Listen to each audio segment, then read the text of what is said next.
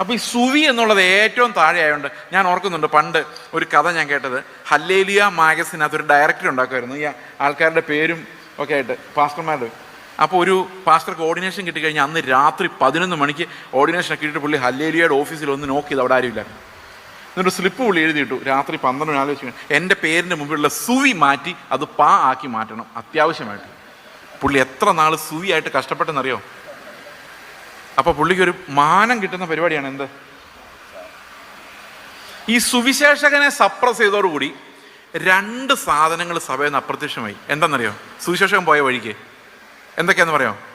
ഭൂതങ്ങൾ പോകുന്ന പരിപാടി, രോഗികൾ സൗഖ്യമാകുന്നവർ രണ്ടും പോയി. ഇത് രണ്ടും അവരുടെ കയ്യിരുന്ന സാധനങ്ങളായിരുന്നു.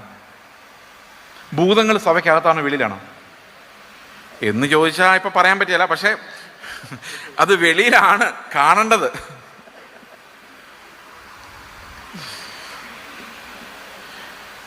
വെളിയിലാണ് കാണേണ്ടത്. പക്ഷെ അപ്പം ഈ ഭൂതങ്ങളെ പുറത്താക്കാനുള്ള അധികാരം ആരുടെ കയ്യിലാണ് കൊടുക്കേണ്ടത്? ഇടയന്റെ കയ്യിലാണ്, സുവിശേഷകന്റെ കയ്യിലാണ്. അപ്പൊ ഈ ഭൂതങ്ങളെ പുറത്താക്കാൻ അധികാരമുള്ള ആള് ഒരു സുവിശേഷാത്മാവുള്ള ആളായിരിക്കും. അവർക്ക് എങ്ങനെയെങ്കിലും സുവിശേഷം പറയണതേ കാണുള്ളൂ. അവർ പോയി സുവിശേഷം പറയുമ്പോഴാണ് ഈ ഭൂതങ്ങളൊക്കെ ഉള്ള ആൾക്കാരെ കാണുകയും അവരെ പുറത്താക്കുകയും ചെയ്യുന്നത്. അല്ല, ചർച്ചിനകത്ത് ഇരുന്നിട്ട് ഡ്രം അടിക്കുമ്പോൾ ടപ്പ ടപ്പ ടപ്പാന്ന് അടിച്ച് കൺട്രോൾ പോയിട്ട് തുള്ളുന്നതല്ല ഭൂതം. വെള്ളം ഇത്തിരി കുടിക്കും. ഭൂതം എന്ന് പറഞ്ഞാൽ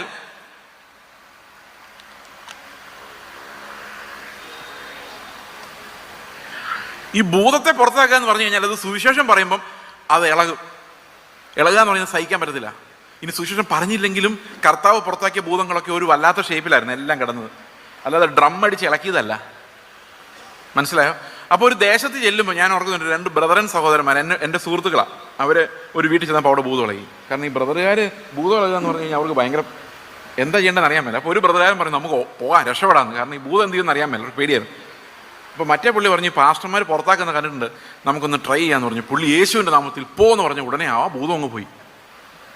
ഒരു ഭയങ്കര അനുഭവമായിരുന്നു. കാരണം സുവിശേഷ പ്രവൃത്തി ചെയ്യുമ്പോഴേ ഇത് വരുന്നത്. ഈ സുവിശേഷ വേലയ്ക്ക് ഇറങ്ങുമ്പം അവിടെയാണ് ഈ ഭൂതങ്ങളെയും രോഗികളെയും, ഞാൻ ഇത്തിരി മുമ്പ് പറഞ്ഞില്ലേ, രോഗം വന്ന് മരിച്ചാൽ നമുക്ക് എന്നാ കുഴപ്പം, അങ്ങ് പോയാൽ പോരെന്ന്. പക്ഷെ നമ്മൾ പോയാലും കുഴപ്പമില്ല. ഈ വഴി കിടക്കുന്നവരുണ്ടല്ലോ, നമ്മൾ സുവിശേഷം പറയുമ്പോൾ അവിടെ രോഗിയായിരിക്കുന്നവൻ അങ്ങനെ പോകാൻ വിടാൻ പറ്റില്ല. അവൻ പോകുന്ന എവിടെ ആയിരിക്കും? അവനെയാണ് സൗഖ്യമാക്കി. ഈ രോഗശാന്തി, ഭൂതങ്ങളിൽ നിന്നുള്ള വിടുതൽ എന്നൊക്കെ പറയും നടക്കേണ്ടത് സഭയ്ക്ക് വെളിയിലാണ്, സഭയ്ക്ക് അകത്തല്ല. അതൊരു കൺവെൻഷൻ സ്റ്റേജിലല്ല നടക്കേണ്ടത്. അതൊക്കെ സുവിശേഷകരുടെ കയ്യിൽ നടന്നു പോകേണ്ട കാര്യങ്ങളാണ്. വേണ്ട, ലോകത്തിൽ ഒരു സ്വപ്നവുമില്ലാത്ത, ഒരു വീട് വെച്ച് താമസിക്കണം, സെറ്റിൽ ആവണം എന്ന് ആഗ്രഹമില്ലാത്തൊരു പാസ്റ്റർ ഉണ്ടാവൂ? പൗലോസ് പറഞ്ഞ പോലെ പാനീയാഗമായി ഞാൻ അർപ്പിക്കപ്പെടുന്നു എന്ന് പറയാൻ പറ്റുന്ന ശുശ്രൂഷകരുണ്ടാകുമോ? നമ്മുടെ സഭയിൽ ഉണ്ടാകുമോ? എങ്ങനെ പ്രമാണിക്കണ്ടേ? യേശു കർത്താവ് നമ്മോട് കൽപ്പിച്ചതൊക്കെ നമ്മൾ പ്രമാണിക്കണ്ടേ, അല്ലേ? അപ്പൊ എന്ത് ചെയ്യും? അതിനു വേണ്ടിയാണ് നമ്മൾ റോമാലേഖനം 1:6 അപ്പോസ്തലനായ പൗലോസ് പറയുന്നു. എന്താ പറയുന്നത് നോക്കിയേ, അത് ഗ്രേറ്റ് കമ്മീഷൻ തന്നെ കേട്ടോ. കർത്താവ് ശിഷ്യന്മാരോട് മത്തായിയുടെ സുവിശേഷം 28:20 പറഞ്ഞ അതേ കാര്യം പൗലോസ് റോമാലേഖനം 1:6 പറയുന്നു. എങ്ങനെ പറയുന്നു? ഞങ്ങൾ അവന്റെ നാമത്തിനായി സകല ജാതികളുടെയും ഇടയിൽ വിശ്വാസത്തിന് അനുസരണം വരുത്തേണ്ടതിന്. അപ്പൊ എങ്ങനെ അനുസരണം വരുള്ളൂ? ഈ കർത്താവ് കൽപ്പിച്ചിരിക്കുന്ന കാര്യങ്ങളുടെ അനുസരണം എങ്ങനെ മാത്രമേ വരുള്ളൂ? വിശ്വാസത്തിലൂടെ മാത്രമേ വരുള്ളൂ. അവിടെ എന്താ എഴുതിയിരിക്കുന്നത്? എൻ്റെ ഉള്ളിൽ കർത്താവ് തന്നിരിക്കുന്ന വിശ്വാസത്തിന് അനുസരണം വരേണ്ടതിന്. അപ്പം അപ്പോസ്തലന്മാരുടെ ഉദ്ദേശം എന്താ? അപ്പോസ്തലന്മാർ ഈ ലേഖനങ്ങളെല്ലാം എഴുതിയതിൻ്റെ ഉദ്ദേശം എന്താ? കർത്താവ് കൽപ്പിച്ച കൽപ്പനകളെ നമ്മോട് കൽപ്പിച്ചതൊക്കെയും പ്രമാണിക്കാൻ തക്കവണ്ണം ഞാൻ വിശ്വാസമുള്ളവനായി മാറണം. ഞാൻ മാത്രമല്ല, ലോകത്തിലെ സകല ജാതികളിലും ശരിയായ വിശ്വാസം ഉണ്ടാവുകയും അത് അനുസരണമായി മാറുകയും വേണം. മനസ്സിലാവുന്നുണ്ടോ? യോഹന്നാന്റെ സുവിശേഷം 15:12. യോഹന്നാൻ 15:12 വായിക്കാം. ഞാൻ നിങ്ങളെ സ്നേഹിച്ചിരിക്കുന്നത് പോലെ നിങ്ങളും തമ്മിൽ തമ്മിൽ സ്നേഹിക്കണമെന്നാകുന്നു എന്റെ കൽപ്പന.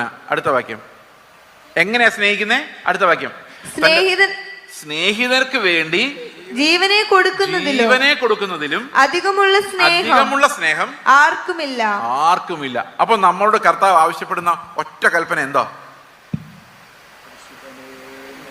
പറ, ഒറ്റ കൽപ്പനയേ ഉള്ളൂ. എന്തോ? നമുക്ക് ബാക്കി എല്ലാം മറക്കാം, കാരണം ഇതെല്ലാം കൂടെ ചുരുക്കി ഒറ്റ കൽപ്പന എന്ന് പറഞ്ഞിട്ടുണ്ടല്ലോ. ഇതാകുന്നു എൻ്റെ കൽപ്പന. എന്തോ അത്? കർത്താവ് എനിക്ക് വേണ്ടി എങ്ങനെ മരിച്ചോ അതുപോലെ എൻ്റെ അടുത്തിരിക്കുന്ന ആൾക്ക് വേണ്ടി ഞാൻ മരിക്കണം.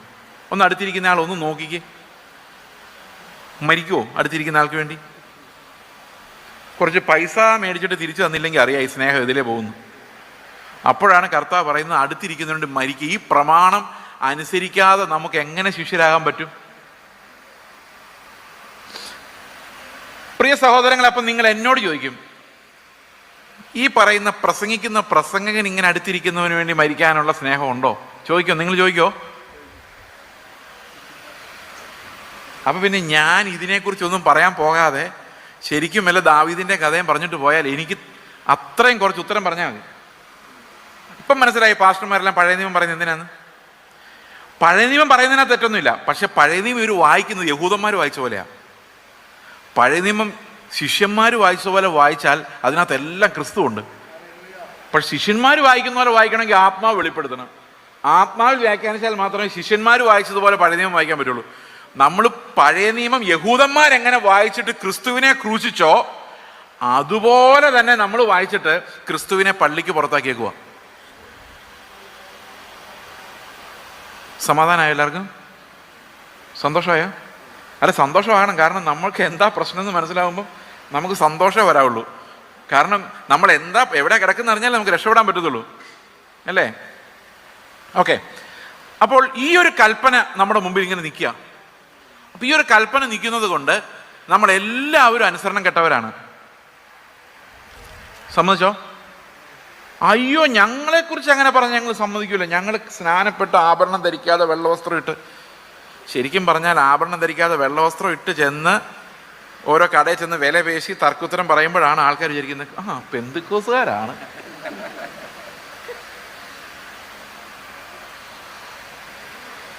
തിരിച്ചാ ഇപ്പൊ വർക്ക് ചെയ്യുന്നത്, മറിച്ചല്ല.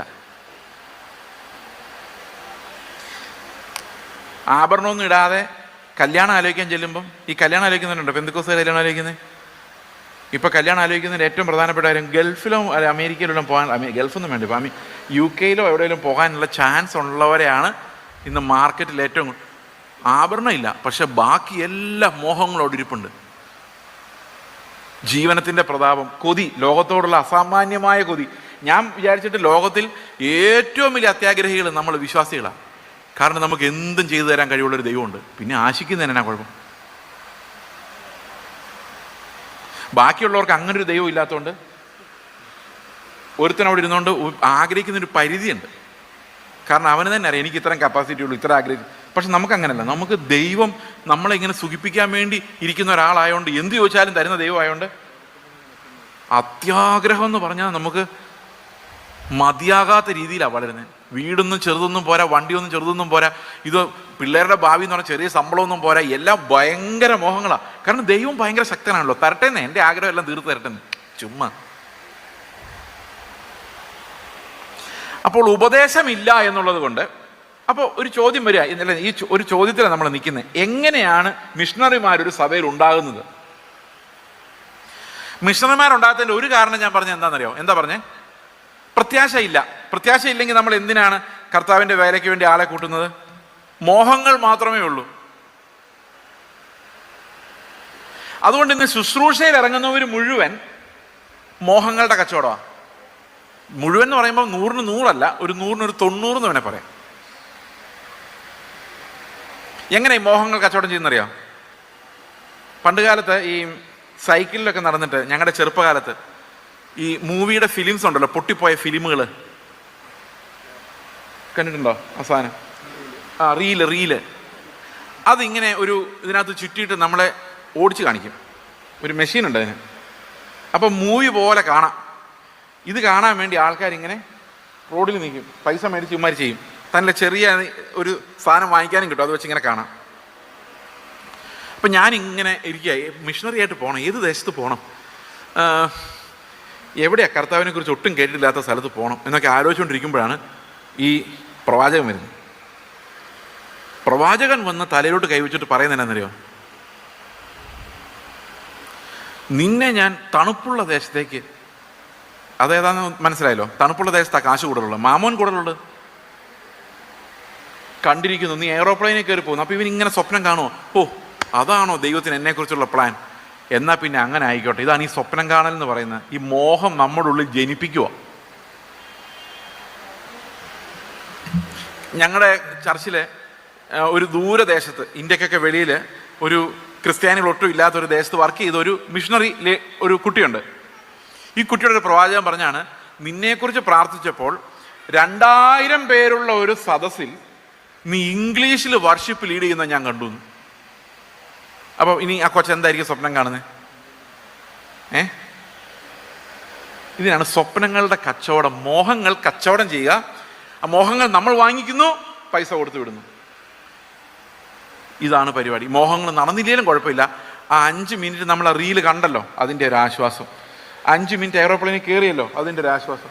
അത് കാണിച്ചു തന്നയാൾക്ക് പൈസ കൊടുക്കുക, പോവുക. എൻ്റെ അടുത്തും ഈ ആൾക്കാർ വന്നിട്ടുണ്ട്. കർത്താവിൻ്റെ അടുത്ത് വരെ പോയിട്ടുണ്ട്. നീ ഒന്ന് ചാടിക്കോ, അപ്പോൾ എല്ലാവർക്കും കാണാം, മിറക്കിൽ കണ്ടാൽ നിൻ്റെ പുറകെ ആൾക്കാർ വന്നോളൂ, നീ വലിയ ശുശ്രൂഷകനായി മാറും. എന്നോടൊരാൾ പറഞ്ഞാണ്, 200 പേരോട് സംസാരിക്കുന്ന നിങ്ങൾ 2000 പേരോട് സംസാരിക്കുന്ന തലത്തിലേക്ക് ദൈവം നിങ്ങൾ ഉയർത്താൻ പോകും. അപ്പം നമ്മുടെ എല്ലാ ഉള്ളിൽ ഈ അത്യാഗ്രഹം ഉണ്ടായി. അപ്പോൾ ആരുമില്ലാത്ത സിറിയയിലേക്കോ ആരുമില്ലാത്ത ഏതെങ്കിലും കുടുസ സ്ഥലത്തേക്ക് പോകാൻ എനിക്ക് തോന്നുന്നു. ഈ 2000 പേരുടെ വാഗ്ദത്തം കിടക്കുമല്ലേ. 2000 ആരാ? ഇതേ മലയാളികൾ, എത്ര കേട്ടാലും മതിയാകാത്ത മലയാളികൾ. അവർ പിന്നെ വന്ന് കേൾക്കുമെന്ന്. അതിനു വേണ്ടി എന്നെ ഉയർത്തുക ദൈവം. ഇത് എവിടത്തെ എന്താണ് ഈ പറഞ്ഞു വരുന്നത്?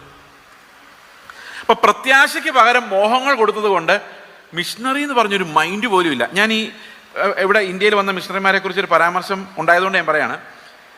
CSIക്കാർ, ചർച്ച് ഓഫ് ഇംഗ്ലണ്ടിൻ്റെ മിഷണറീസ് ഒത്തിരി പേരിവിടെ വന്നിട്ടുണ്ട്. ഇന്നത്തെ CSI നോക്കിയിട്ട് കാര്യമില്ല. പക്ഷെ അന്നത്തെ കാലത്ത് ബാപ്റ്റിസ്റ്റുകാരും CSIക്കാർ, ചർച്ച് ഓഫ് ഇംഗ്ലണ്ട് ഒത്തിരി മിഷണറിമാരെ അയച്ചിട്ടുണ്ട്. അപ്പോൾ ഈ ചർച്ച് ഓഫ് സൗത്ത് ഇന്ത്യയുടെ, അതായത് CSIയുടെ പാട്ടുപുസ്തകത്തിനകത്ത് ഞാനൊരു പാട്ട് കാണുകയാണ് കഴിഞ്ഞ ദിവസം, പഴയൊരു പാട്ടുപുസ്തകത്തിനകത്ത്. അതിനകത്തൊരു രോഗികളെ സന്ദർശിക്കുമ്പോൾ പാടേണ്ട പാട്ടെന്നും പറഞ്ഞുകൊണ്ട് ഒരു പാട്ടുണ്ട്. ഈ പാട്ട് ഞാൻ വായിച്ച് ശരിക്കും ഞാൻ ഞെട്ടിപ്പോയി.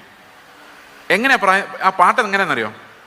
അതിനകത്ത് കർത്താവ് ഇങ്ങോട്ട് സംസാരിക്കുന്ന പോലെയാണ്. കർത്താവ് പറയാണ്, രോഗവും ദുഃഖവും പ്രയാസവും ഈ ലോകം നിൻ്റേതല്ല എന്ന് കാണിക്കാൻ നീ എൻ്റെ അടുത്തേക്ക് വരാൻ വേണ്ടി ഞാൻ നിനക്കയക്കുന്ന ദൂതന്മാരാണ്. ഇതാ ഈ രോഗിയുടെ അടുത്ത് എന്ന് പറയുന്നുണ്ട്. അടുത്തത്, നീ വിശുദ്ധീകരിക്കപ്പെട്ടില്ലെങ്കിൽ നിനക്ക് അനുസരിക്കാൻ പറ്റത്തില്ല. നിന്റെ വിശുദ്ധീകരണമാണ് നിന്റെ അനുസരണം. എന്നിട്ട് പറയാണ്, ക്രൂശിൽ നിനക്ക് വേണ്ടി രക്തം ചൊരിഞ്ഞ് വേദന സഹിച്ച് മരിച്ച എന്നെ നീ ഓർത്തുകൊള്ളുക, അപ്പോൾ നിന്റെ മനസ്സിന് സ്വസ്ഥത ലഭിക്കും. രോഗിയോട് ചെന്ന് പാടുന്നതാണ്. അവസാനത്തെ സ്റ്റാൻസാണ് ഞെട്ടിപ്പിച്ച് കളയുന്നത്. എന്നാണെന്നറിയാം, ഒരു നാൾ നീ തേജസ്സോടെ എൻ്റെ മുമ്പിൽ നിൽക്കും, അന്ന് നിന്റെ ശരീരത്തിൽ രോഗമോ ദുഃഖമോ പ്രയാസമോ ഉണ്ടാവുകയില്ല. രോഗിയായി കിടക്കുന്നയാൾ നീ ഒരു 50 വർഷം കൂടെ ജീവിക്കും എന്നല്ല അവർ പാടിയിട്ട് പോകുന്നേ, മരിച്ചാൽ അവിടെ കാണാമെന്ന് പറഞ്ഞാ അന്തക്കാലം.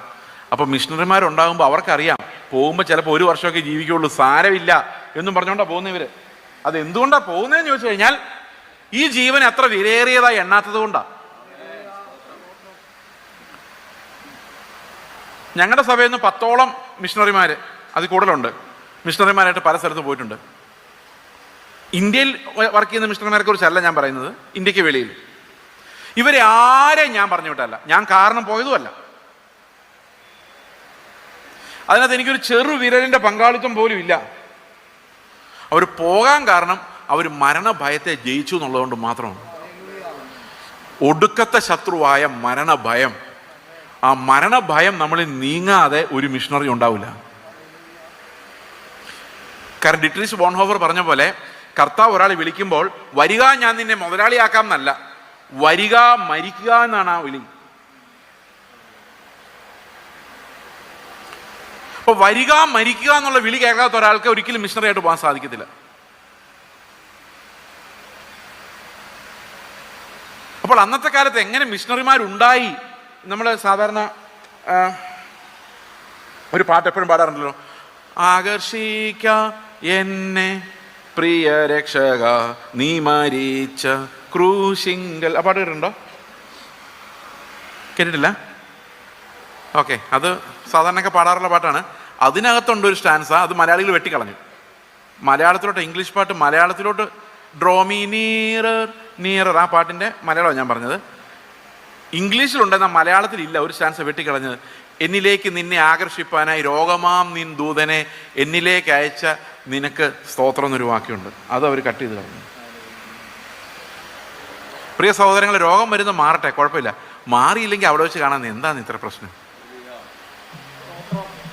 അതിനാരും സ്തോത്രം പറയത്തില്ല. കാരണം അവിടെ കാണാമെന്നുള്ളത് ഒരു ശാപമായിട്ടാണ് ഇന്ന് ആൾക്കാർ കാണുന്നത്. സ്തോത്രം പറയാൻ ധൈര്യം ഉണ്ടോ?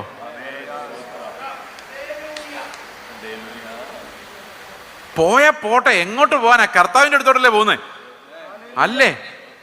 അതായി പ്രശ്നം. പോകുന്നത് എങ്ങോട്ടെന്ന് അറിയാൻ വയ്യാതെ എങ്ങനെ. അപ്പൊ ഒരു കാരണം ഞാൻ പറഞ്ഞത്, ഈ പ്രത്യാശ എന്താക്കി മാറ്റി? മോഹങ്ങളാക്കി മാറ്റി. ഇനി അടുത്ത പറയാൻ പോകുന്നത്, നിങ്ങൾക്ക് എല്ലാവർക്കും എന്നോട് ചിലപ്പം ദേഷ്യം ഉണ്ടാകുമായിരിക്കും, കുഴപ്പമില്ല. ഈ ശുശ്രൂഷയുടെ കാര്യം പറയുമ്പം 5 തരം ശുശ്രൂഷകളെ കുറിച്ച് നമ്മൾ പറയുന്നുണ്ട് അല്ലേ? 5 തരം ശുശ്രൂഷകളെ കുറിച്ച് പറയുന്നുണ്ട്. എന്തൊക്കെയാണ്? അപ്പോസ്തലൻ, പ്രവാചകൻ, പിന്നെ ആരാ? സുവിശേഷകൻ, ഇടയൻ, ഉപദേഷ്ടാവ്. ഇതൊരു ഓർഡറിലാണ് പറഞ്ഞിരിക്കുന്നത്. അപ്പോസ്തലികമായ ശുശ്രൂഷകൾ, അതായത് ഏതെങ്കിലും ഒരു ആരുമില്ലാത്തൊരു സ്ഥലത്ത് പോയി ശുശ്രൂഷിച്ച് തുടങ്ങി അവരെ നമ്മൾ അപ്പോസ്തലന്മാരെന്നൊക്കെ വിളിക്കാറുണ്ട്. പക്ഷെ അവരാരും യേശുക്രിസ്തുവിൻ്റെ 12 ശിഷ്യന്മാരെ പോലെ, പൗലോസിനെ പോലുള്ള അപ്പോസ്തലന്മാരല്ല. കാരണം അവർക്ക് ഈ ലേഖനം എഴുതി നമുക്ക് തരാനുള്ള അധികാരം ഉണ്ടായിരുന്നു. ചർച്ചിൻ്റെ ഫൗണ്ടേഷനായി മാറാനുള്ള അധികാരം അപ്പോസ്തലന്മാർക്കുണ്ടായിരുന്നു. അതുപോലെ തന്നെ പ്രവാചകന്മാർ. ഈ അപ്പോസ്തലന്മാരുടെ മെസ്സേജസ് നിങ്ങൾ ശ്രദ്ധിച്ചു നോക്കിയാൽ മനസ്സിലാവും, അതെല്ലാം പഴയ നിയമ പ്രവാചകന്മാരുടെ കൊട്ടേഷൻസാണ്. അവർ സ്ഥാപിച്ചുകൊണ്ടിരുന്നത് പഴയ നിയമ പ്രോഫറ്റ്സ് എന്തൊക്കെ പറഞ്ഞോ അതെല്ലാം ക്രിസ്തുവിനെ കുറിച്ചായിരുന്നു. ആ ക്രിസ്തുവാണ് യേശു എന്ന് തെളിയിക്കാൻ വേണ്ടിയാണ് ഈ അപ്പോസ്തലന്മാർ നടക്കുന്നത്. അപ്പോൾ അതാണ് സഭയുടെ ഫൗണ്ടേഷൻ. എല്ലാ സഭയിലും അപ്പോസ്തലനും പ്രവാചകനും ഉണ്ടാകണം നിർബന്ധമില്ല. നമ്മുടെ പുതിയ നിയമ പ്രവാചകന്മാരുണ്ട്, അത് എല്ലാ സഭകളിലും ഉണ്ടാകണം. പക്ഷേ ഈ പഴയ നിയമ പ്രോഫറ്റ്സ് ഇനി ഉണ്ടാവത്തില്ല.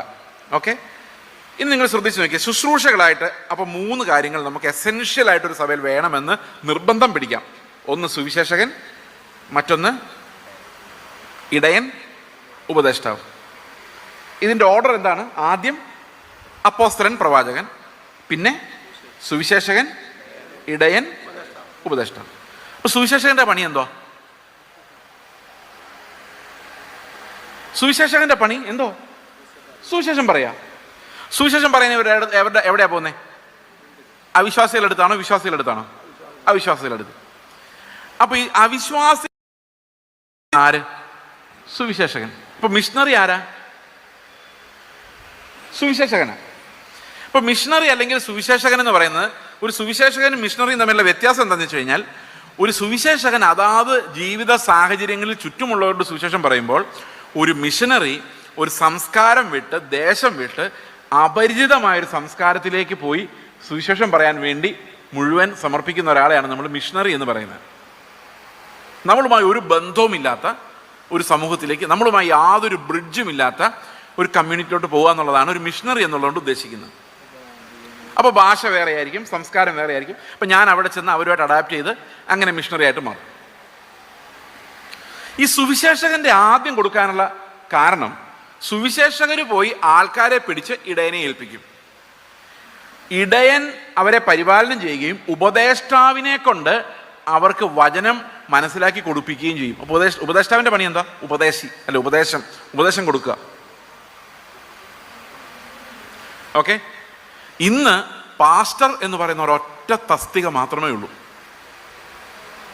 തസ്തികയായിട്ട് ആ ഒരൊറ്റ ശുശ്രൂഷ മാത്രമേ ബഹുമാനിക്കപ്പെടുന്നുള്ളൂ. എനിക്കൊരു ഉപദേഷ്ടാവിൻ്റെ കൃപാവരമുള്ള ആളാണ്, പക്ഷെ എന്നെ എല്ലാവരും പാസ്റ്റർ എന്നാണ് വിളിക്കുന്നത്. കാരണം പാസ്റ്റർ അല്ലെങ്കിൽ ഇടയൻ മാത്രമേ ബഹുമാനിക്കപ്പെടുന്നുള്ളൂ. ശരിക്കും എൻ്റെ പണി ഉപദേശി പണിയാണ്. ഐ ആം ആൻ ഉപദേശി, നോട്ട് എ പാസ്റ്റർ. പക്ഷെ ഞാൻ ബൈബിൾ കോളേജിൽ പഠിച്ചതായതുകൊണ്ടും ഓക്കെ, അപ്പോൾ എൻ്റെ പേരെന്താണ്? ഓട്ടോമാറ്റിക്കലി എന്താണ്? നിങ്ങളിത് ശ്രദ്ധിച്ചിട്ടുണ്ടോ? നമ്മൾ ആദ്യം ബൈബിൾ കോളേജിൽ നിന്ന് ഇറങ്ങുമ്പം സുവി എന്ന് പറഞ്ഞ സുവി ചേസ് ജോസഫ്. അത് ഏറ്റവും ലോവർ ഗ്രേഡാണ് സുവിശേഷകൻ. അത് മൂത്ത് കഴിയുമ്പോൾ പാവിരിക്കും, സെറ്റിൽ അയാൾ. കുറച്ചുകൂടെ മൂത്ത് കഴിയുമ്പം റവ. അങ്ങനെയാണ് ഇതിൻ്റെ ഓർഡർ പ്രോഗ്രഷൻ. അപ്പോൾ ഈ സുവി എന്നുള്ളത് ഏറ്റവും താഴെ ആയതുകൊണ്ട് ഞാൻ ഓർക്കുന്നുണ്ട്, പണ്ട് ഒരു കഥ ഞാൻ കേട്ടത്, ഹല്ലേലിയ മാഗസിനകത്ത് ഒരു ഡയറക്ടർ ഉണ്ടാക്കുമായിരുന്നു ഈ ആൾക്കാരുടെ പേരും ഒക്കെ ആയിട്ട്, പാസ്റ്റർമാരുടെ. അപ്പോൾ ഒരു പാസ്റ്റർക്ക് ഓർഡിനേഷൻ കിട്ടിക്കഴിഞ്ഞാൽ അന്ന് രാത്രി 11 മണിക്ക് ഓർഡിനേഷൻ ഒക്കെ ഇട്ടിട്ട് പുള്ളി ഹല്ലേലിയയുടെ ഓഫീസിൽ ഒന്ന് നോക്കി, ഇത് അവിടെ ആരുമില്ല. എന്നിട്ട് സ്ലിപ്പ് പുള്ളി എഴുതിയിട്ടു, രാത്രി 12 ആലോചിച്ചു എൻ്റെ പേരിൻ്റെ മുമ്പിലുള്ള സുവി മാറ്റി അത് ആക്കി മാറ്റണം അത്യാവശ്യമായിട്ട്. പുള്ളി എത്ര നാൾ സുവി ആയിട്ട് കഷ്ടപ്പെട്ടെന്നറിയോ? അപ്പോൾ പുള്ളിക്കൊരു മാനം കിട്ടുന്ന പരിപാടിയാണ് എന്ത്, ഈ സുവിശേഷകനെ സപ്രസ് ചെയ്തതോടുകൂടി 2 സാധനങ്ങൾ സഭയിൽ നിന്ന് അപ്രത്യക്ഷമായി. എന്താണെന്നറിയോ? സുവിശേഷകൻ പോയ വഴിക്ക് എന്തൊക്കെയാണെന്ന് പറയാം?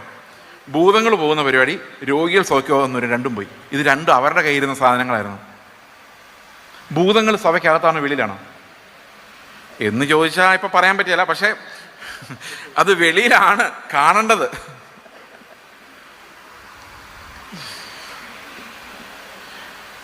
വെളിയിലാണ് കാണേണ്ടത്. പക്ഷെ അപ്പം ഈ ഭൂതങ്ങളെ പുറത്താക്കാനുള്ള അധികാരം ആരുടെ കയ്യിലാണ് കൊടുക്കേണ്ടത്?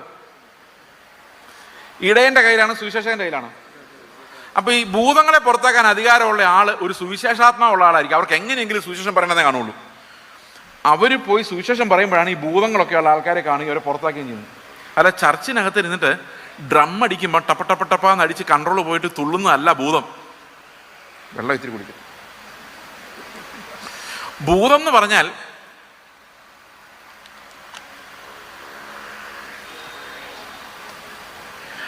ഈ ഭൂതത്തെ പുറത്താക്കുക എന്ന് പറഞ്ഞു കഴിഞ്ഞാൽ അത് സുവിശേഷം പറയുമ്പം അത് ഇളകുക എന്ന് പറഞ്ഞാൽ സഹിക്കാൻ പറ്റത്തില്ല.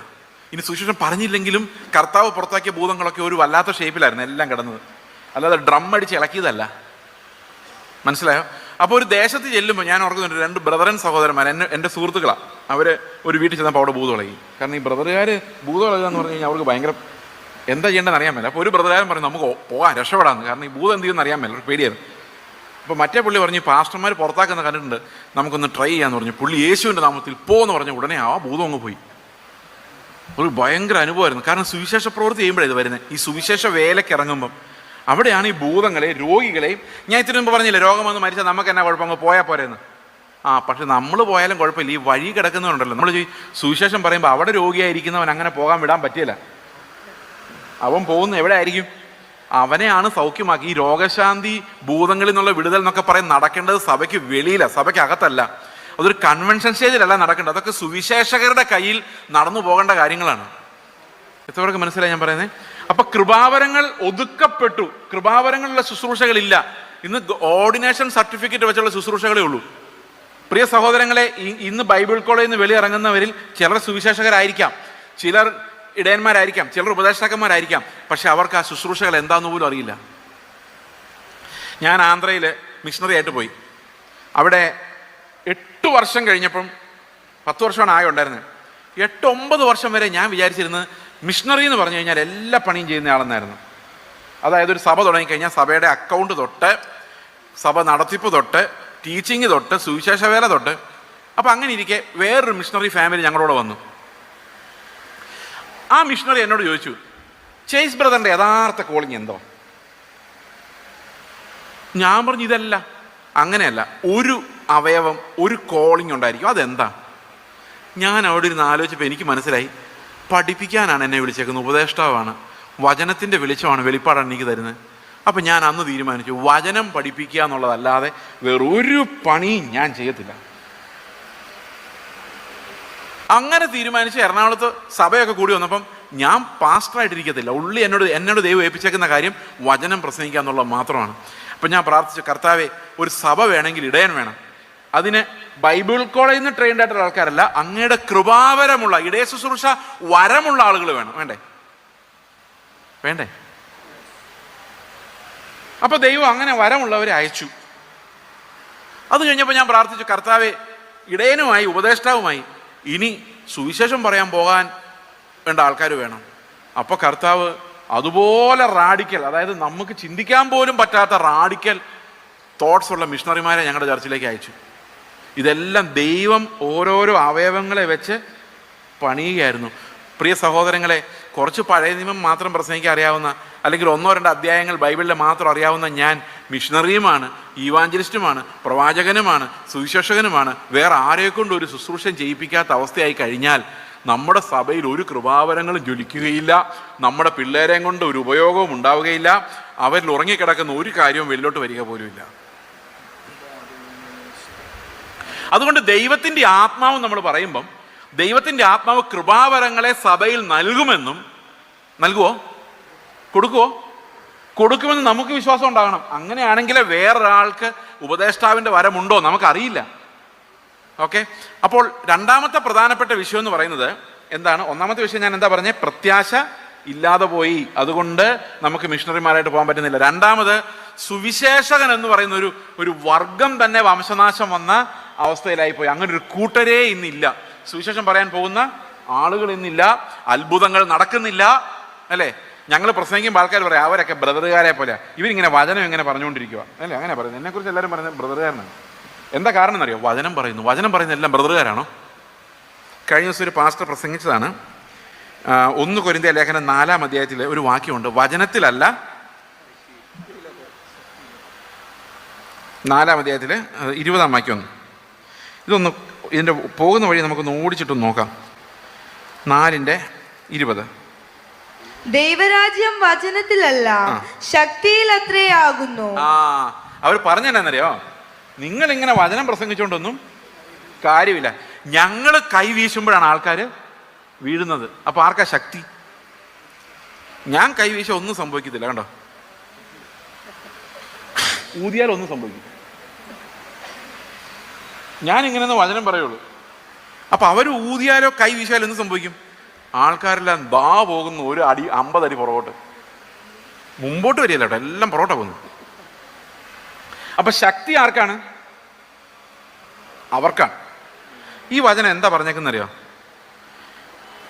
തൊട്ടുമുമ്പുള്ള വാക്യത്തിൽ പറഞ്ഞേക്കുന്നത് എന്താണെന്നറിയോ? 4:19 കർത്താവിനിഷ്ടമെങ്കിൽ, ചിലർ ചീർത്തിരിക്കുന്നു, കർത്താവിനിഷ്ടമെങ്കിൽ വേഗം നിങ്ങളുടെ അടുക്കൽ വന്ന്, ചീർത്തിരിക്കുന്നവരുടെ വാക്കല്ല, ശക്തി തന്നെ കണ്ടറിയും. അവരുടെ വാക്കിനെ കുറിച്ചാണ് പറയുന്നത്. അത് ഇംഗ്ലീഷിൽ പറയുമ്പം അവരുടെ ടോക്ക് എന്ന് എഴുതിയിരിക്കുന്നത്, വചനം എന്നല്ല. വചനം എന്ന് മലയാളത്തിൽ ട്രാൻസ്ലേറ്റ് ചെയ്തിരിക്കുന്ന. അവിടെ കുറേ പേര് കൊരിന്ത് സഭ പറയുന്നുണ്ടായിരുന്നു, പൗലോസ് പോയി, ഇനി പൗലോസ് ഒന്നും ഈ നാട്ടിലോട്ട് വരത്തില്ല, അവൻ വലിയ വലിയ സഭകൾ സ്ഥാപിച്ചു പോയി, ഇനി നമുക്ക് അപ്പല്ലോസിന്റെ വിഭാഗമായിട്ട് പോകാം. അപ്പോൾ വേറെ കുറേ ആൾക്കാർ പറയും വേണ്ട, ഞാൻ പൗലോസിന്റെ ആൾ തന്നെയാണ്. അപ്പോൾ വേറെ അടുത്തും പറയും ഇവന്മാരെയൊക്കെ വിട്ടു, ഒന്നാമത്തെ ആൾ പത്രോസാണ്, ഞാൻ കേഫാവിൻ്റെ ആണ്. ഇങ്ങനെ പറഞ്ഞുകൊണ്ടിരിക്കുന്ന ആൾക്കാർ അവിടെ ഉള്ളത് കൊണ്ട് പൗലോസ് പറയാണ്, ചില ആളുകൾ ചീർത്തിരിക്കുന്നു, എന്നാൽ ദൈവം അനുവദിച്ചാൽ ഞാനവിടെ വരും. ചീർത്തിരിക്കുന്നവരുടെ വചനമല്ല, ദൈവത്തിൻ്റെ ശക്തിയാണെന്നറിയും. അതിനകത്ത് ഒരു വചനം എടുത്താണ് ഇവർ തട്ടിക്കൊണ്ടിരിക്കുന്നത്. അപ്പോൾ രണ്ടാമത്തെ പ്രധാനപ്പെട്ട കാര്യം എന്ന് പറഞ്ഞത്, എന്തുകൊണ്ട് മിഷണറിമാർ ഉണ്ടാകുന്നില്ല? എന്തുകൊണ്ട് സുവിശേഷകൻ അപ്രത്യക്ഷനായി? സുവിശേഷകൻ ഇല്ലെങ്കിൽ പിന്നെ എന്തില്ല? മിഷണറി ഇല്ല. മനസ്സിലായോ? കാരണം ഓരോ മിഷണറിയും ഒരു സുവിശേഷകനാണ്. ഇനി മൂന്നാമത്തെ കാര്യം എന്താണെന്ന് വെച്ച് കഴിഞ്ഞാൽ, ഞാൻ ആദ്യം പറഞ്ഞ ഗ്രേറ്റ് കമ്മീഷന്റെ രണ്ടാമത്തെ ഭാഗം, അതെന്തായിരുന്നു? രണ്ടാമത്തെ ഭാഗം, ഞാൻ നിങ്ങളെ കൽപ്പിച്ചതൊക്കെയും പ്രമാണിപ്പാൻ തക്കവണ്ണം അവരെ ഉപദേശിക്കണം. ഈ കർത്താവ് പ്രമാണിക്കാൻ പറഞ്ഞ കാര്യം, കൽപ്പിച്ചു തന്ന കാര്യങ്ങളൊക്കെ ഭയങ്കര ബുദ്ധിമുട്ടുള്ള കാര്യങ്ങളാണ്. അത് എളുപ്പമാണോ? നിങ്ങൾക്ക് എന്ത് തോന്നുന്നു? കർത്താവ് നമ്മോട് കൽപ്പിച്ചതൊക്കെ അനുസരിക്കാൻ എളുപ്പമാണോ പ്രയാസമാണോ? പ്രയാസമാണെന്ന് മാത്രമല്ല, അത് നടക്കുന്ന കാര്യമല്ല. അപ്പം നിങ്ങൾ പറയാം, ആഹാ അത്രയ്ക്കായോ, എന്നാൽ നടത്തി കാണിക്കും, എനിക്ക് സന്തോഷമേ ഉള്ളൂ. എനിക്ക് ഇങ്ങനെ കാണണമെന്ന് ആഗ്രഹമുണ്ട്. സ്വത്തെല്ലാം വിറ്റ് അനുസരിച്ച് കാണിക്കണം. കേട്ടോ, 2 ഉടുപ്പുണ്ടെങ്കിൽ ഒന്നും ഇല്ലാത്ത ആരെങ്കിലും സംഘടിപ്പിച്ച് അവർക്ക് കൊടുത്തിട്ട്, കയ്യിൽ എന്ത് ചോദിച്ചാലും എടുത്തു കൊടുത്ത്, അങ്ങനെയുള്ള ആരെങ്കിലും ഉണ്ടോ നമ്മുടെ ഇടയിൽ? നിങ്ങളുടെ കണ്ണ് നിനക്ക് ഇടർച്ച വരുന്നുണ്ടെങ്കിൽ അത് ചൂഴ്ന്നെടുത്ത് എറിഞ്ഞു കളയുക. കണ്ണ് എപ്പോഴെല്ലാം ഇടർച്ച വരുത്തിയേക്കുന്നു? അടുത്ത വീട്ടിലൊരു ഡ്രസ്സ് കാണുമ്പം, അല്ലേ, അല്ലെങ്കിൽ ഒരു കാറ് കാണുമ്പം, അല്ലെങ്കിൽ ഒരു വീട് കാണുമ്പോൾ തോന്നുന്നില്ലേ എനിക്ക് എന്നാ ഇങ്ങനത്തെ ഒരെണ്ണം കിട്ടുന്നെന്ന് തോന്നുന്നില്ലേ? അത് ഇടർച്ചയാ, അല്ലേ? ആണോ? ചൂഴ്ന്നെടുത്ത് എറിഞ്ഞ് കളഞ്ഞോ ആരെങ്കിലും? കൈ നിനക്ക് ഇടർച്ചയാണെങ്കിൽ അത്. അപ്പോൾ നമ്മൾ ഇത്രയും വലിയ കൽപ്പനകൾ പഠിപ്പിക്കാൻ വേണ്ടി പോവുക. പുതിയ ചർച്ച് പണിതു, ആൾക്കാർ വന്നു, സ്നാനപ്പെട്ടു. ഇനി ഇത് പഠിപ്പിക്കാൻ വേണ്ടി ഞാൻ ചെന്ന് നിൽക്കുകയാണ്. ഒരു കരണത്തടിച്ചാൽ മറ്റേ കരണം കാണിച്ചു കൊടുക്കണം.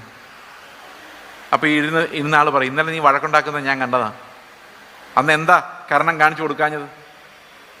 ഊടുപാട ചോദ്യങ്ങളാണ്. അപ്പോൾ സഭ ഒരു കാര്യം കണ്ടുപിടിച്ചു, ഈ വലിയ വലിയ ഉപദേശങ്ങളിലോട്ടൊന്നും പോകണ്ട, നമുക്ക് ചെറിയ ചെറിയ ഉപദേശങ്ങൾ പറഞ്ഞ് ഇവരെ ശിഷ്യരാക്കാം. ഏതാ ചെറിയ ചെറിയ ഉപദേശങ്ങൾ? നമ്മൾ സഭയിൽ ശിഷ്യന്മാരുണ്ടാക്കാൻ വേണ്ടി ഉപയോഗിക്കുന്ന ഉപദേശങ്ങൾ എന്തൊക്കെയാ? കൃത്യമായിട്ട് ഞായറാഴ്ച പള്ളിയിൽ വരണം, വേണ്ടേ? കേൾക്കുന്നുണ്ടോ? നിർബന്ധമല്ലേ? ആണോ അല്ലയോ? അതെ. കൃത്യമായി സ്തോത്രകാഴ്ച ഇടണം, ദശാംശം കവറിനകത്ത് പേരെഴുതിയിടണം, അല്ലേ? ശരിയല്ലേ? അല്ലേ? ഇടങ്കേ ഒക്കെ ചെയ്യുന്ന വലങ്കേ അറിയണ്ട, പക്ഷെ സെൻട്രൽ അറിയണം, അത് പേര് എഴുതിയിടണം. 2, പറ്റുമെങ്കിൽ വെള്ള വസ്ത്രം ധരിച്ച് വരണം, അല്ലേ? ഒരു ഐശ്വര്യമല്ലേ? എന്നെ നോക്കരുത്, എൻ്റെ കാര്യം പോക്കാണ്. ഇനി ആഭരണം ധരിക്കരുത്. അപ്പം നമുക്കൊരു പെന്തക്കോസുകാരാവാനുള്ള നിയമങ്ങളൊക്കെ ആയില്ലേ? കള്ളു കുടിക്കരുത്, സിഗരറ്റ് വലിക്കരുത്, തിയേറ്ററിൽ പോയിരുന്ന് സിനിമ കാണരുത്. ഇപ്പം നല്ല പെന്തക്കോസുകാരനായില്ലേ? ആയോ അല്ലയോ? ആയോ ഇല്ലയോ? ഏകദേശമൊക്കെ ആയില്ലേ? അത്രയും മതി. അപ്പം കർത്താവ് എന്നോട് കൽപ്പിച്ചതൊക്കെ അനുസരിപ്പാൻ തക്കവണ്ണം പ്രമാണിപ്പാൻ അത് തൽക്കാലം നോക്കണ്ട. അത് തൽക്കാലം നമ്മൾ അതിൻ്റെ കുറച്ച് താഴെയുള്ളൊരു നീതി വെച്ച് സെറ്റിലായി.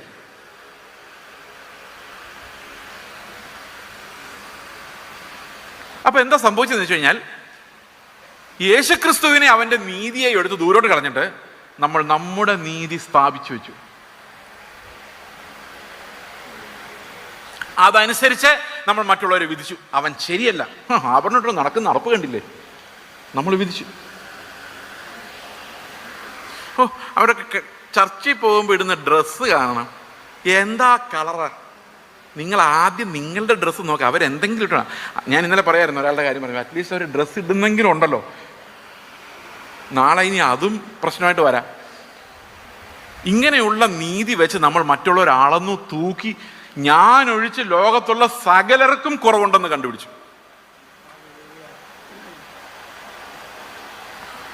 TPM-കാരാണെങ്കിൽ അതിനകത്ത് 1-2 നിയമങ്ങളൂടെ ഉണ്ട്. പണ്ടുണ്ടായിരുന്നു, ഇപ്പം അതൊക്കെ പോയി. രോഗം വന്നാൽ ഹോസ്പിറ്റലിൽ പോകാൻ പാടില്ല. ഇത് രസകരമായിട്ട് റോമാലേഖനത്തിൽ ഇവരെക്കുറിച്ച് പരാമർശിച്ചിട്ടുണ്ട്. എന്താണെന്നറിയോ? റോമാലേഖനം 10:1-2 വായിച്ചു നോക്കി, അവിടെ ഇതിനെക്കുറിച്ചാണ് പറയുന്നത്. എന്താ പറയുന്നത് നോക്കി? സഹോദരന്മാരെ അവർ രക്ഷിക്കപ്പെടണമെന്ന് തന്നെ. രക്ഷിക്കപ്പെടുവോ? രക്ഷിക്കപ്പെടണം തന്നെയാണ് എൻ്റെ ആഗ്രഹം. ആരാ ഇവരൊക്കെ? എന്ന് തന്നെ എന്റെ ഹൃദയവാഞ്ചയും അവർക്ക് വേണ്ടി ദൈവത്തോടുള്ള യാചനയുമാകുന്നു. അവർ പരിജ്ഞാനപ്രകാരമല്ലെങ്കിലും ദൈവത്തെ സംബന്ധിച്ച് എരിവുള്ളവർ എന്ന് ഞാൻ അവർക്ക് സാക്ഷ്യം പറയുന്നു. ഈ എവിടെയാണോ നിങ്ങൾ എരിവ് കാണുന്നത് എന്ന് കാണുന്നത്, അപ്പം മനസ്സിലാക്കിയോണം, അവിടെ എന്ത് നിയമമാണോ അവർ പറയുന്നത്, അത് കർത്താവ് പറഞ്ഞ കാര്യം ആയിരിക്കില്ല. കർത്താവ് പറഞ്ഞതിനെക്കുറിച്ച് എരിയാൻ ഗട്ട്സ് ഉള്ള ഒരാൾ പോലും നമ്മുടെ ഇടയിലില്ല. നിങ്ങൾ ഇന്നേ വരെ സ്വത്തൊന്നും വിറ്റ് ദരിദ്രർക്ക് കൊടുത്തില്ലേ, എന്നിട്ട് കർത്തൃമേശ എടുക്കാൻ വന്നേക്കോണം, അങ്ങനെ ചോദിച്ചിട്ടുണ്ടോ ആരെങ്കിലും ഇന്നേ വരെ? അവിടെയൊന്നും എരിയാൻ ഒരാളെ പോലും കിട്ടില്ല. എരിയുന്നുണ്ടെങ്കിൽ അതിനർത്ഥം ബൈബിളിൽ അത് രേഖപ്പെടുത്താത്ത ഒരു ഉപദേശമായിരിക്കും. അങ്ങനെ എരിയാനേ നമുക്ക് കപ്പാസിറ്റി ഉള്ളൂ. ആ എരിവിലാണ് എൻ്റെ നീതി ഇരിക്കുന്നത്. നിങ്ങൾക്ക് എന്നോട് എന്താ തോന്നുന്നു എനിക്കറിയാൻ മേല. അടുത്ത വാക്യോട് വായിക്കുമ്പോൾ സമാധാനവും. വായിച്ചോ. അവർ ദൈവത്തിന്റെ നീതി അറിയാതെ സ്വന്തം നീതി സ്ഥാപിക്കാൻ ഇച്ഛിച്ചുകൊണ്ട് അന്വേഷിച്ചും കൊണ്ട് ദൈവത്തിന്റെ നീതിക്ക് കീഴ്പ്പെട്ടില്ല. അപ്പൊ എന്തുണ്ടായി? ദൈവത്തിന്റെ നീതി അങ്ങ് വിട്ടിട്ട് സ്വന്തം നീതി ഉണ്ടായി. ഈ സ്വന്തം നീതിയുടെ പ്രത്യേകത എന്ന് പറഞ്ഞാൽ അധ്വാനം മുഴുവൻ എന്റെയാണ്. അപ്പൊ എനിക്ക് അതിൻ്റെ ഒരു ഗമയുണ്ട്. ഈ സ്വന്തം നീതിയുടെ ഒരു പ്രത്യേകത എന്താണെന്നറിയാമോ? നിങ്ങൾ ഈ പാട്ട് കേട്ടില്ലേ, അവൻ ആർക്കും ബാക്കി എന്തോ കടക്കാരനല്ല. അത് സ്വന്തം നീതിയുടെ റിസൾട്ടാണ്. ഞാൻ ഇത്രയും കർത്താവിന് വേണ്ടി അധ്വാനിച്ചപ്പോൾ ഞാൻ അധ്വാനിച്ചത്, അപ്പൊ പ്രതിഫലം ആര് തരണം? കർത്താവ് തരണം. അപ്പം ഞാൻ കർത്താവിന് വേണ്ടി എന്തോ ചെയ്തു എന്ന് എനിക്ക് തോന്നുന്നത് എന്തുകൊണ്ടാണെന്ന് വെച്ച് കഴിഞ്ഞാൽ ഈ സ്വയനീതി എൻ്റെ ഉള്ളിലുള്ളത് കൊണ്ടാണ്. ഞാൻ ചെയ്തു, അതാണ് എൻ്റെ നീതി. ചില ആൾക്കാർ പറയാറുണ്ട്, വിശ്വാസി വന്നിട്ട് 50 വർഷം ഇന്നേ വരെ നിനക്ക് വൈബ്രേഷൻ ഉണ്ടെങ്കിൽ തന്നെ എഫക്റ്റ് ഉള്ളൂ, ഞാനൊരു ഹോസ്പിറ്റലിൽ കയറിയിട്ടില്ല. നല്ല കാര്യം, പക്ഷെ ബൈബിളിൽ പറഞ്ഞിട്ടില്ല കയറരുതെന്ന്. ഞാനും ഹോസ്പിറ്റലിൽ കയറിയിട്ട് 10-20 വർഷമായി, പക്ഷെ ബൈബിളിൽ പറഞ്ഞിട്ടില്ല കയറരുതെന്ന് പറഞ്ഞിട്ടില്ല. അപ്പോൾ എരിവ് കൂടും, അവിടെ എരിവ് കൂടും. മനസ്സിലായോ? അത് എൻ്റെ നീതിയാണ്, അത് ഞാൻ സ്ഥാപിച്ചേ പറ്റൂ. ഓക്കെ, അപ്പോൾ സ്വന്തം നീതി സ്ഥാപിക്കാൻ ഇച്ഛിച്ചുകൊണ്ട് നമ്മളെല്ലാവരും, അത് പെന്തക്കോസ്ത് സഭ മാത്രമല്ല, ലോകത്തിലെ കാത്തലിക് ചർച്ച് ആയാലും ലോകത്തിലെ ഏത് സഭയായാലും സത്യോപദേശം അവിടെ പഠിപ്പിക്കുന്നില്ലെങ്കിൽ അത് സ്വന്തം നീതി മാത്രമേ സ്ഥാപിക്കുകയുള്ളൂ. കർത്താവിനെ വിട്ടുകളയും, പതുക്കെ കർത്താവിനെ വിട്ടുകളയും. നിങ്ങൾ ഏത് സഭയെ നോക്കിയാലും അത് കാണാം. പതുക്കെ യേശു കർത്താവിൻ്റെ ടീച്ചിങ്സും സെർമൺ ഓൺ ദ മൗണ്ട് പുതിയ നിയമം മുഴുവൻ അപ്രത്യക്ഷമാവും. അപ്പം നിങ്ങൾ ചോദിക്കും, ഇതൊക്കെ പറയാൻ എളുപ്പമാ പാസ്റ്ററെ, നിങ്ങളെന്നോ ഒന്ന് കാണിച്ചതാ, ഇത് ജീവിച്ച് കാണിച്ചതാ. പക്ഷേ എനിക്ക് ജീവിച്ച് കാണിച്ചു തരാനുള്ള കപ്പാസിറ്റി ഇല്ല.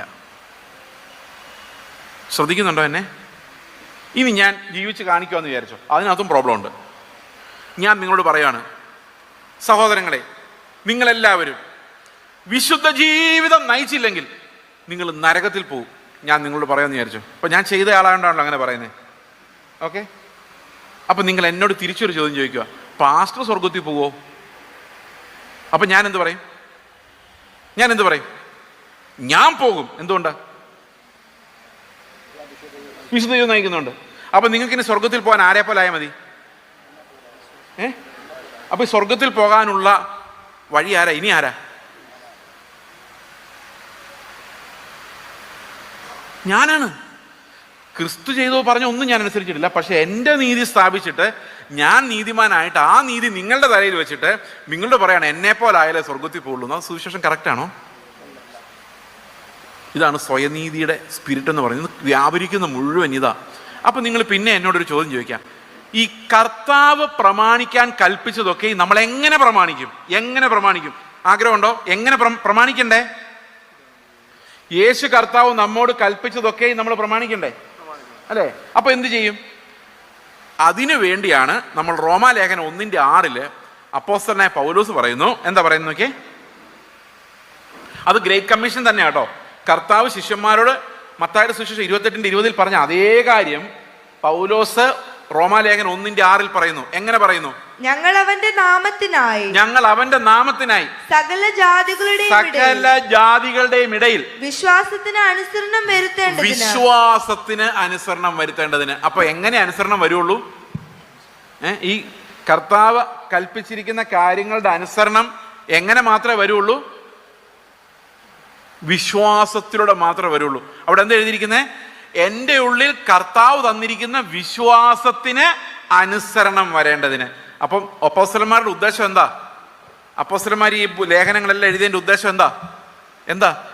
കർത്താവ് കൽപ്പിച്ച കൽപ്പനകളെ നമ്മോട് കൽപ്പിച്ചതൊക്കെയും പ്രമാണിക്കാൻ തക്കവണ്ണം ഞാൻ വിശ്വാസമുള്ളവനായി മാറണം. ഞാൻ മാത്രമല്ല, ലോകത്തിലെ സകല ജാതികളിലും ശരിയായ വിശ്വാസം ഉണ്ടാവുകയും അത് അനുസരണമായി മാറുകയും വേണം. മനസ്സിലാവുന്നുണ്ടോ? അപ്പൊ ഫെയ്ത്ത് എങ്ങനെയാണ് അനുസരണമായി മാറുന്നത്? ഞാനത് വളരെ ചുരുക്കമായിട്ട് നിങ്ങളോട് പറയാം. എങ്ങനെയാണ് ഈ ഫെയ്ത്ത് അനുസരണമായി മാറുന്നത്? അവിടെയാണ് നമ്മുടെ ക്രിസ്ത്യൻ ലൈഫ് ആരംഭിക്കുന്നത്. വിശ്വാസം നമുക്ക് അനുസരണമായി മാറണം. ഓക്കെ, ഇത് നമുക്ക് റോമാലേഖനം 3-ാം അധ്യായത്തിന്റെ 19-ാം വാക്യം വായിക്കാം. 19-ാം വാക്യം. ന്യായപ്രമാണം പറയുന്നത് എല്ലാ ന്യായപ്രമാണത്തിന് കീഴിലുള്ളവരോട് പ്രസ്താവിക്കുന്നു എന്ന് നാം അറിയുന്നു. അങ്ങനെ ഏതു വായും അടഞ്ഞ് സർവ്വലോകവും ദൈവസന്നിധിയിൽ ശിക്ഷായോഗ്യമായി തീരേണ്ടതിനത്രേ. ഓക്കെ. അപ്പോൾ ഈ ന്യായപ്രമാണം ഞാൻ നിങ്ങളുടെ മുമ്പിൽ പറഞ്ഞു. ദൈവത്തിന്റെ പ്രമാണം എന്തായിരുന്നു? ആ പ്രമാണം ഞാൻ നിങ്ങളെ സ്നേഹിച്ചതുപോലെ നിങ്ങളും പരസ്പരം സ്നേഹിക്കണമെന്നാകുന്നു എൻ്റെ കൽപ്പന. അപ്പൊ ഇത് കേട്ട് കഴിയുമ്പോൾ ഞാൻ നേരത്തെ പറഞ്ഞ വരയുണ്ടല്ലോ, നമ്മുടെ നീതി അല്ലേ, ക്രിസ്തുവിൻ്റെ അതല്ലാത്തൊരു നീതി സ്ഥാപിക്കുന്ന കാര്യം ഞാൻ പറഞ്ഞില്ലേ? അവരെല്ലാം അതുവരെ വിചാരിച്ചുകൊണ്ടിരുന്നത് എന്തോ, ഞങ്ങൾ നീതിമാന്മാരാണ്, അവരാരും നീതിമാന്മാരല്ല. അങ്ങനെയല്ലേ ചിന്തിച്ചുകൊണ്ടിരുന്നത്? ഞങ്ങൾ സിനിമ കാണാൻ പോകുന്നില്ല, ഞങ്ങൾ സിഗരറ്റ് വലിക്കുന്നില്ല, ഞങ്ങൾ കള്ളു കുടിക്കുന്നില്ല, അല്ലേ? പിന്നെന്തോ ഞങ്ങൾ ആഭരണം ധരിക്കുന്നില്ല, ഞങ്ങൾ വെള്ളവസ്ത്രം ധരിക്കുന്നു, ഞങ്ങൾ കൃത്യമായി ചർച്ചിൽ പോകുന്നു, ഞങ്ങൾ ഭാര്യയും ഭർത്താവും തമ്മിൽ അടി ഉണ്ടാക്കുന്നില്ല, ഞങ്ങൾ അയൽവക്കാരുടെ പ്രശ്നം ഉണ്ടാക്കുന്നില്ല. അവരതിരുവാന്താൻ വന്നാലേ പ്രശ്നമുള്ളൂ, ഇല്ലെങ്കിൽ പ്രശ്നമൊന്നുമില്ല. ഞങ്ങൾ വളരെ ഡീസൻ്റ് ആയിട്ടുള്ള ആൾക്കാരാണ്. അവരെല്ലാം പ്രശ്നക്കാരാണ്. ഇങ്ങനെ പറഞ്ഞുകൊണ്ടാണ് നടന്നത്.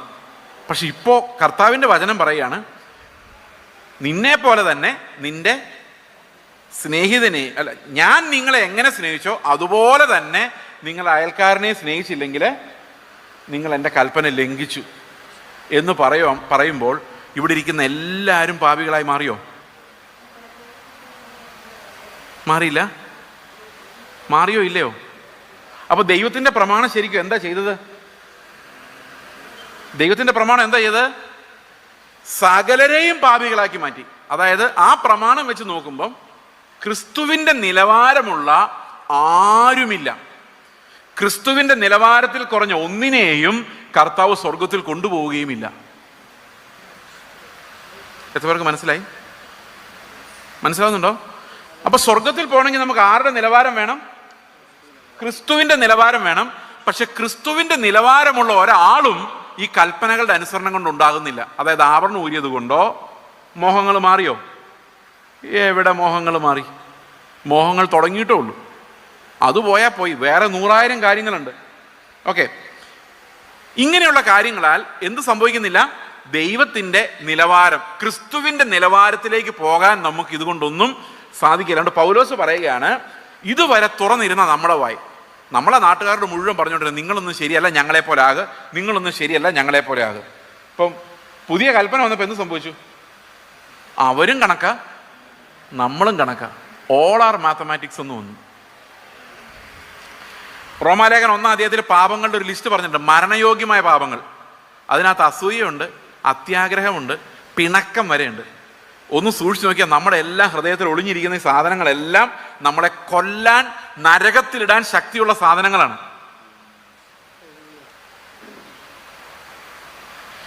ആദവും ഹവ്വയും ഒരു പഴം പറിച്ചു തന്നതേ ഉള്ളൂ. എന്തോ ആയിരുന്നു ദൈവത്തിന്റെ ക്രോധം. ഈ പഴയ നിയമത്തിൽ നമ്മൾ വായിച്ചു നോക്കുമ്പോൾ ചെറിയ പാപങ്ങൾ പോലും വളരെ കഠിനമായി ശിക്ഷിക്കപ്പെടുന്ന നമുക്ക് കാണാം. അപ്പൊ നമ്മുടെ അവസ്ഥ എന്തായിരിക്കും ശരിക്കും പറഞ്ഞാൽ? ഹൃദയത്തിലുള്ള ഒരു കയ്പ്, ആരോടെങ്കിലും ക്ഷമിക്കാതെ ഇരിക്കുന്ന ഒരൊറ്റ പോയിന്റ് മതി നമ്മൾ നരകത്തിൽ പോകാൻ. അപ്പൊ സ്വർഗത്തിൽ പോകുന്ന ധൈര്യമുള്ളവരൊക്കെ ഒന്ന് കൈവയ്ക്ക് പോവോ? 100% ഉറപ്പാണോ? അങ്ങനെ ചോദിക്കുമ്പോഴുള്ള പ്രശ്നം. ഓക്കെ, അപ്പൊ പിന്നെ എന്ത് ചെയ്യും? എല്ലാവരുടെയും വായടഞ്ഞു, എല്ലാവരും ഒരുപോലെ ഭാവികളായി മാറി. അടുത്ത വാക്യം വായിച്ചേ, 20. അവന്റെ നിത്യശക്തിയോ? അല്ല 3:20. അതുകൊണ്ട് ന്യായപ്രമാണത്തിന്റെ പ്രവൃത്തികളാൽ ഒരു ജഡവും അവന്റെ സന്നിധിയിൽ നീതീകരിക്കപ്പെടുകയില്ല. ന്യായപ്രമാണത്താൽ പാപത്തിന്റെ പരിജ്ഞാനം അത്രേ വരുന്നത്. അടുത്ത വാക്യം കൂടെ വായിച്ചു, നമുക്ക് ഒന്നിച്ചങ്ങ് പറയാം, സമയം കുറവുണ്ട്. ഇപ്പോഴോ ദൈവത്തിന്റെ നീതി വിശ്വസിക്കുന്ന എല്ലാവർക്കും യേശുക്രിസ്തുവിലെ വിശ്വാസത്താലുള്ള ദൈവനീതി തന്നെ ന്യായപ്രമാണം കൂടാതെ വെളിപ്പെട്ടു വന്നിരിക്കുന്നു. അപ്പോ ഇവിടെ ഒരു വലിയ രസകരമായ ഒരു കാര്യമുണ്ട്. കർത്താവ് നമ്മോട് കൽപ്പിച്ചതൊക്കെയും പ്രമാണിപ്പാൻ ന്യായപ്രമാണത്തിലൂടെ ഉള്ളൊരു നീതി പോരാ, പിന്നെയോ വേറൊരു നീതി ന്യായപ്രമാണം കൂടാതെ വെളിപ്പെട്ട് വരണം. ശരിയാണോ? മനസ്സിലായോ? അപ്പൊ ന്യായപ്രമാണത്താൽ എന്തുകൊണ്ട് ഒരു മനുഷ്യൻ നീതിമാനാകാത്തത് എന്ന് ഞാൻ കാണിച്ചു തരാം. ഒരു ചെറിയൊരു എക്സാമ്പിൾ വഴി കാണിച്ചു തരാം. ഒരപ്പന് 2 മക്കളുണ്ടെന്ന് ഇരിക്കട്ടെ. അതിലൊരു മകൻ, ഇളയ മകൻ വിചാരിച്ചോ, ഭയങ്കര ദുഷ്ടനും അനുസരിക്കാത്തവനും ധിക്കാരിയുമാണെന്ന് വിചാരിച്ചോ. മൂത്ത മകൻ ഭയങ്കര അനുസരണമുള്ളവനാണെന്ന് ചിന്തിച്ചോ. ഓക്കെ, അപ്പോൾ ഒരു ദിവസം ഈ അപ്പൻ വന്ന് ഇളയ മകനോട് പറയാണ്, നീ ഈ വീടെല്ലാം ഒന്ന് അടിച്ചു വാരി ക്ലീൻ ആക്കി ഇടണം. അപ്പോൾ ഇളയ മോൻ ഭയങ്കര ധിക്കാരിയാന്ന് ഞാൻ പറഞ്ഞല്ലോ. അവൻ മറുപടി പറഞ്ഞാൽ എനിക്ക് സൗകര്യമില്ല, എനിക്ക് വേറെ പണിയുണ്ട്. അപ്പനോട് പറഞ്ഞാണ്. അപ്പം പറഞ്ഞു, നീ ഇത് അടിച്ചു വാരി ഇടുവാണെങ്കിൽ നിനക്കൊരു ചോക്ലേറ്റ് വാങ്ങിച്ചു തരാം. അപ്പോൾ മോൻ പറഞ്ഞു, എനിക്ക് നിങ്ങളുടെ ചോക്ലേറ്റ് ഒന്നും വേണ്ട. അവൻ അടിച്ചു മാറ്റിയ പൈസ കൊണ്ട് ഇഷ്ടം പോലെ മേടിച്ചു വെച്ചിട്ടുണ്ട്, കഴിച്ചിട്ടുമുണ്ട്. അപ്പോൾ അപ്പം പറഞ്ഞു, ഞാൻ തിരിച്ചു വരുമ്പോഴേക്ക് നീ ഇത് അടിച്ചു വാരി ഇട്ടില്ലെങ്കിൽ നിന്നെ ഞാൻ വീടിന് പുറത്താക്കും, എനിക്ക് ഇങ്ങനൊരു മകനില്ല. അപ്പോൾ അവന് പ്രായം മൈനറാ, 16 വയസ്സേ ഉള്ളൂ. അവൻ ചിന്തിക്കുകയാണ്, അപ്പം വെളിയിറക്കി വിട്ടാൽ ഞാൻ എങ്ങനെ ജീവിക്കും? അതുകൊണ്ട് അവൻ ഓടിപ്പോയി ചൂലെടുത്തുകൊണ്ട് വന്ന് അപ്പം പോയി കഴിഞ്ഞപ്പം എന്ത് ചെയ്യാനാ, വിതയ്ക്കാത്തിരുന്ന് കൊയ്യുകയും വിതറാത്തിരുന്ന് ചേർക്കുകയും ചെയ്യുന്ന ദുഷ്ട മനുഷ്യനായ ഒരു അപ്പൻ എനിക്ക് വന്നു പോയതുകൊണ്ട് ഇത് ചെയ്തല്ലേ പറ്റൂ, അല്ലേ ആ ദുഷ്ടൻ എന്നെ പുറത്താക്കും എന്ന് പറഞ്ഞുകൊണ്ട് ഇവൻ ഇതെല്ലാം അടിച്ചു വാരിയിട്ടു, ക്ലീനാക്കി. രണ്ടാമത്തെ മോൻ എന്ത് ചെയ്യുന്നറിയോ, ഒരു ദിവസം ആലോചിക്കുകയാണ്, ഈ അപ്പനും അമ്മയും എനിക്ക് വേണ്ടി എന്തുമാത്രം കഷ്ടപ്പെടുന്നു, എന്നിട്ട് ഞാൻ തന്നെ പോയി ഇന്ന് ക്ലീനാക്കിയിട്ട് അവർക്കൊരു സന്തോഷമാകും എന്നും പറഞ്ഞ് അവൻ തന്നെ ഇത് ക്ലീനാക്കിയിടുന്നു. രണ്ടുപേരും ന്യായപ്രമാണത്തിൻ്റെ കൽപ്പന അനുസരിച്ചു. എന്തായിരുന്നു ന്യായപ്രമാണം പറഞ്ഞത്? ക്ലീനാക്കിയിടണം. ആദ്യത്തവനനുസരിച്ച് പേടിച്ചിട്ടാണ്, രണ്ടാമത്തവനനുസരിച്ച് സ്നേഹത്തിലാണ്. രണ്ടുപേരും കൽപ്പന അനുസരിച്ചു. കൽപ്പന അനുസരിച്ചാൽ മതി ഒരാൾ നീതിമാനാകാൻ? ഇതിലാരാ നീതിമാൻ? ആദ്യത്തെ ആളോ രണ്ടാമത്തെ ആളോ? രണ്ടാമത്തെ ആൾ. അപ്പൊ കൽപ്പന കൃത്യമായി അനുസരിച്ചാലും അപ്പൻ വന്നൊരു പൊടി പോലും ഇല്ലാതെ ക്ലീനായിട്ട് ആ റൂം കണ്ടാലും ഈ ആദ്യത്തെ മകൻ നീതിമാനല്ല. എന്തുകൊണ്ട് നീതിമാനല്ല? അവൻ്റെ ഹൃദയത്തിലേക്ക് ദൈവം നോക്കുമ്പോൾ അവനെ ഭയമാണ് ഇതെല്ലാം ചെയ്യിപ്പിച്ചത്. മനസ്സിലാകുന്നുണ്ടോ? അവൻ്റെ ദുഷ്ട ഹൃദയത്തിൽ നിന്നാണ് എന്ത് വന്നിരിക്കുന്നത്? അവിശ്വാസമുള്ള ദുഷ്ട ഹൃദയം കൊണ്ടും നമുക്ക് എന്ത് ചെയ്യാം? ഈ പ്രമാണങ്ങളെല്ലാം അനുസരിക്കാം. അവിശ്വാസമുള്ള ദുഷ്ട ഹൃദയം കൊണ്ട് തന്നെ എല്ലാ പ്രമാണം അനുസരിക്കുക, ആഭരണം ഊരാൻ, വെള്ളവസ്ത്രം ധരിക്കുക, എല്ലാം ചെയ്യാം, ആശ്രയി പോകാതിരിക്കുക. അപ്പോഴും അവിശ്വാസമുള്ളൊരു ദുഷ്ട ഹൃദയം നമുക്ക് ഉണ്ടായിരുന്നേക്കാം. നരകത്തിലെങ്ങാനും ഇടുമോന്ന് പേടിച്ച് ചെയ്യുന്നതായിരിക്കാം. എത്രപേർക്ക് മനസ്സിലായി ഞാൻ പറയുന്നത്? നമ്മൾ നന്നായിട്ടുണ്ടാകണമെന്ന് യാതൊരു നിർബന്ധമില്ല. ദശാംശം നിങ്ങൾ 10,000 രൂപ കിട്ടുമ്പം 1000 രൂപ കൃത്യമായിട്ട് എണ്ണി നിക്ഷേപിക്കുമ്പം നിങ്ങൾ നീതിമാനൊന്നും ആകുന്നില്ല. ഈ ദശാംശം 999 ആയി പോയാൽ ദൈവം എൻ്റെ ബിസിനസ്സും തകർത്ത് എന്നെ നാനാവിധമാക്കുന്ന ഒരു ദൈവമാണ്. ചിലപ്പോൾ നിങ്ങൾ ദൈവത്തെക്കുറിച്ച് തെറ്റിദ്ധരിക്കുന്നുണ്ടാവും. അല്ലെങ്കിൽ 100 രൂപ കിട്ടുമ്പോൾ 1000 രൂപ കിട്ടുമ്പോൾ പ്രസാദിക്കുന്ന ദൈവം നിങ്ങൾക്ക് സമ്പത്ത് തന്ന് അനുഗ്രഹിക്കും, നിങ്ങൾ അത്യാഗ്രഹിക്കുന്നുണ്ടാകും. അതിനകത്തുനിന്നായിരിക്കാം ഒരുപക്ഷെ ദശാംശം വന്നത്. ദശാംശം വീണു എന്നുള്ളത് കൊണ്ട് നിങ്ങൾ നീതിമാനായോ? ഇല്ല. ഹൃദയങ്ങളെ പരിശോധിക്കുന്ന ദൈവത്തിന് മുമ്പിൽ യാതൊരു കൽപ്പനയുടെ അനുസരണവും നമ്മളെ നീതിമാനാക്കുന്നില്ല. അതുകൊണ്ടാണ് പൗലോസ് പറഞ്ഞേ, ശരീരം ചുടാനേൽപ്പിച്ചാലും നിങ്ങൾക്കുള്ളതെല്ലാം അന്നദാനം ചെയ്താലും നിങ്ങളുടെ ഹൃദയം കഠിന ഹൃദയമായിട്ടിരിക്കാം. നിങ്ങൾ ലോകമെമ്പാടും മിഷണറി വർക്ക് ചെയ്താലും നിങ്ങൾ തിരിച്ചു വരുമ്പോൾ നിങ്ങളുടെ ഹൃദയം, നിങ്ങളാരും പോയിട്ടില്ലല്ലോ, ഞാൻ പോയിട്ട് വന്നാന്നുള്ള ഗമ ഉണ്ടാകാം. നമ്മുടെ ഹൃദയത്തിൽ അത്രയും ഈവിൽ ഒളിഞ്ഞിരിക്കുമ്പോൾ ഇത് മറച്ചു വെക്കാൻ മാത്രമാണ് ഈ കൽപ്പനകളുടെ അനുസരണം കൊണ്ട് നടക്കുന്നതെന്നാണ് പൗലോസ് പറയുന്നത്. ഇത് ഭയങ്കര വിപ്ലവകരമായൊരു പഠിപ്പിക്കലാണ്, അല്ലേ? ശരിയല്ലേ? അതായത് കൽപ്പനകളുടെ അനുസരണത്താൽ ആരും നീതിമാൻ ആകുന്നില്ല. ഉദാഹരണത്തിന് നമ്മൾ ഹെൽമെറ്റ് വെച്ചോണ്ടല്ലേ ഇപ്പൊ പോകുന്ന എല്ലായിടത്തും എല്ലാവരും, അല്ലേ? എന്തുകൊണ്ടാ? ഹെൽമെറ്റിനോട് സ്നേഹമുള്ളതുകൊണ്ടാണോ? ആണോ? ഇത് വെച്ചോണ്ട് പോയാൽ തല പൊട്ടിത്തെറിക്കുന്നു പേടിച്ചിട്ടാണോ? അതുപോലും അല്ല. അവിടെ ക്യാമറ ഇരിപ്പുണ്ടെന്ന് പേടിച്ചിട്ടല്ലേ, വഴി പോലീസുകാരുണ്ടെന്ന് ചിന്തിച്ചുകൊണ്ട് മാത്രമാണ്. നീതിമാനായോണ്ടാണോ വെക്കുന്നേ? അല്ല, അവൻ പോട്ടെ, അവൻ്റെ കയ്യിൽ 500 രൂപ കൊടുക്കണ്ടെന്ന് വിചാരിച്ചുകൊണ്ടാണ്. അപ്പൊ ഈ കൽപ്പനകൾക്കൊന്നും നമ്മൾ എന്ത് ചെയ്യാൻ പറ്റുന്നില്ല. സീറ്റ് ബെൽറ്റ് ഇടുന്ന എന്തിനാ? One way. ഇതെല്ലാം ഫൈൻ പേടിച്ചും ആൾക്കാരെ പേടിച്ചും അല്ല, നമ്മൾ നന്നായതുകൊണ്ടല്ല. സത്യമാണോ ഞാൻ പറയുന്നത്? എനിക്കറിയത്തില്ല, എനിക്ക് ഇരിങ്ങാലക്കുടക്കാരെല്ലാം ഇങ്ങനെയാണെന്ന് എനിക്കറിയാൻ പറ്റില്ല. പക്ഷെ മനുഷ്യന്റെ പൊതു സ്വഭാവം എന്താണ്? നിയമം ഉണ്ടെങ്കിൽ പേടിച്ചവൻ അനുസരിക്കും. അപ്പൊ നിയമം ഒന്നുമില്ലാത്ത ഒരു അയലൻഡിൽ നമ്മളെ കൊണ്ടുവിട്ട് കഴിഞ്ഞാൽ നമ്മുടെ സ്വഭാവം എന്തായിരിക്കും? അതാണ് നമ്മുടെ ഒറിജിനൽ ദൈവം കാണുന്ന സ്വഭാവം. എത്ര പേർക്ക് മനസ്സിലായത്? ആരും ചോദിക്കാനുമില്ല, പറയാനുമില്ല. അങ്ങനെ ഒരു അയലൻഡിൽ നിങ്ങൾ ഒറ്റയ്ക്ക് അകപ്പെട്ടാൽ, അല്ലെ നിങ്ങളുടെ 1-2 കൂട്ടുകാരുമായിട്ട് അകപ്പെട്ടാൽ, നിങ്ങൾ ആരും ചോദിക്കാനും പറയാനും നിയമങ്ങളും ഇല്ല, ദൈവവും കാണുന്നില്ലാത്ത ഒരു അയലൻഡിൽ നിങ്ങളെ കൊണ്ടുവിട്ട് കഴിഞ്ഞാൽ, അല്ല ദൈവം കാണുന്നില്ല എന്ന് മനഃപൂർവ്വമായി തീരുമാനിച്ചാൽ, അവിടെ എന്ത് നടന്നാലും ഞാൻ മൈൻഡ് ചെയ്യുന്നില്ല എന്ന് ദൈവം പറയുന്ന ഒരു ഐലൻഡിൽ നിങ്ങൾ അകപ്പെട്ട അറിയാം ഒറിജിനൽ സ്വഭാവം എന്താണെന്ന്. അപ്പോൾ എത്ര കൽപ്പന അനുസരിച്ചാലും, എത്ര വേഷം കെട്ടിയാലും, എത്ര മറ്റുള്ളവരുടെ മുമ്പിൽ അഭിനയിച്ചാലും, ദൈവം നോക്കുന്ന നമ്മുടെ ഹൃദയത്തിനകത്തേക്കായതുകൊണ്ട് നമ്മുടെ ഓരോ ചിന്തകളെയും ദൈവത്തിന് അറിയാം. അതുകൊണ്ട് ഒരു പ്രമാണത്തിന്റെ അനുസരണം കൊണ്ടും ഒരു മനുഷ്യൻ ദൈവത്തിന്റെ സന്നിധിയിൽ നീതിമാൻ എന്ന് വരുന്നില്ല. അവരുടെ സകല വായയും കർത്താവ് അടച്ചിരിക്കുന്നു എന്നാണ് ഈ വാക്യം നമ്മളോട് പറയുന്നത്. ന്യായപ്രമാണത്തിന്റെ പ്രവൃത്തികളാൽ ലോകത്തിൽ ഒരു ജഡവും നീതീകരിക്കപ്പെടുന്നില്ല. എന്നിട്ട് കർത്താവ് എന്ത് ചെയ്യുന്നറിയാം? കർത്താവ് ഒരൊറ്റ പണിയാണ് ചെയ്തത്, നമ്മുടെ അകം അങ്ങ് മാറ്റുമായിരുന്നു. ഈ മിഷണറിമാർ എങ്ങനെ ഉണ്ടാവുന്നെന്ന് കേട്ടോ. എങ്ങനെ മിഷണറി, നമ്മുടെ പിള്ളേർ മിഷണറിമാരായിട്ട് പോകണമെന്ന് ആഗ്രഹമുണ്ടോ? എവിടെ? ഞാനൊക്കെ ചെറുപ്പത്തിലെ കത്തോലിക്കരുടെ സ്കൂളിലാണ് ഞാൻ പഠിച്ചത്. ഈ കത്തോലിക്കരുടെ സ്കൂളിൽ പഠിക്കുമ്പോൾ ഒരു പ്രത്യേകതയുണ്ട്. ഞാൻ ഒരുവിധം പഠിക്കുന്ന ആളായിരുന്നു, എനിക്ക് എപ്പോഴും ഫസ്റ്റും ഒക്കെ കിട്ടുമായിരുന്നു. അതുകൊണ്ട് കന്യാസ്ത്രീകൾ ഗിഫ്റ്റ് തരും. കന്യാസ്ത്രീകൾ ഗിഫ്റ്റ് തരുന്നത് എപ്പോഴും എല്ലാവർക്കും കൊടുക്കുന്ന ക്രിസ്മസ് കാർഡൊക്കെയാണ്. ക്രിസ്മസ് കാർഡ്, പഴയ ക്രിസ്മസ് കാർഡിൻ്റെ പിക്ചറൊക്കെ വെട്ടി അവർ കൊടുക്കുന്നത്. അവർ നല്ല കലാപരമായിട്ട് ചെയ്ത് ഗിഫ്റ്റ് എന്നൊക്കെ എഴുതി കൊടുക്കും. നല്ല രസം അതൊക്കെ വാങ്ങിക്കാൻ. എനിക്ക് തരുന്നത് എന്നാണെന്നറിയോ? എന്താണെന്നറിയാൻ മേല. ഞാൻ കത്തോലിക്കനല്ല എന്നവർക്ക് അറിയാവുന്നതുകൊണ്ടായിരിക്കും. ഞാൻ ഓർത്തഡോക്സുകാരനായിരുന്നു. കത്തോലിക്കനല്ലെന്ന് അറിയാവുന്നതുകൊണ്ടായിരിക്കും അവരെനിക്ക് തന്നുകൊണ്ടിരുന്ന മുഴുവൻ ഈ വിശുദ്ധന്മാരുടെ കഥാപുസ്തകങ്ങളാണ്. കൊച്ചുറാണിയുടെ, ഫ്രാൻസിസിൽ അസീസി, ഇങ്ങനെയുള്ള വിശുദ്ധന്മാരുടെ പുസ്തകങ്ങളാണ്. അതിന് 10-15 പേജേ കാണുള്ളൂ. കാർട്ടൂൺ പോലെ ആയിരിക്കും. എനിക്കത് കുറേ കിട്ടിയിട്ടുണ്ട് ആ സമയത്ത്. അപ്പോൾ ഈ വിശുദ്ധന്മാരുടെ കഥയെല്ലാം ഞാൻ വായിച്ചിട്ടുണ്ട്. ഇവരുടെ എല്ലാം കഥകൾ എനിക്കറിയാം ഒരുവിധം. സ്തെഫാനോസിൻ്റെ കഥ, മറ്റേ ഇവരുടെ സെബസ്റ്റ്യാനോസിൻ്റെ കഥ, സെൻറ്റ് ജോർജിൻ്റെ കഥ, ഇതെല്ലാം ഞാൻ വായിച്ചിട്ടുണ്ട് ചെറുപ്പത്തിൽ.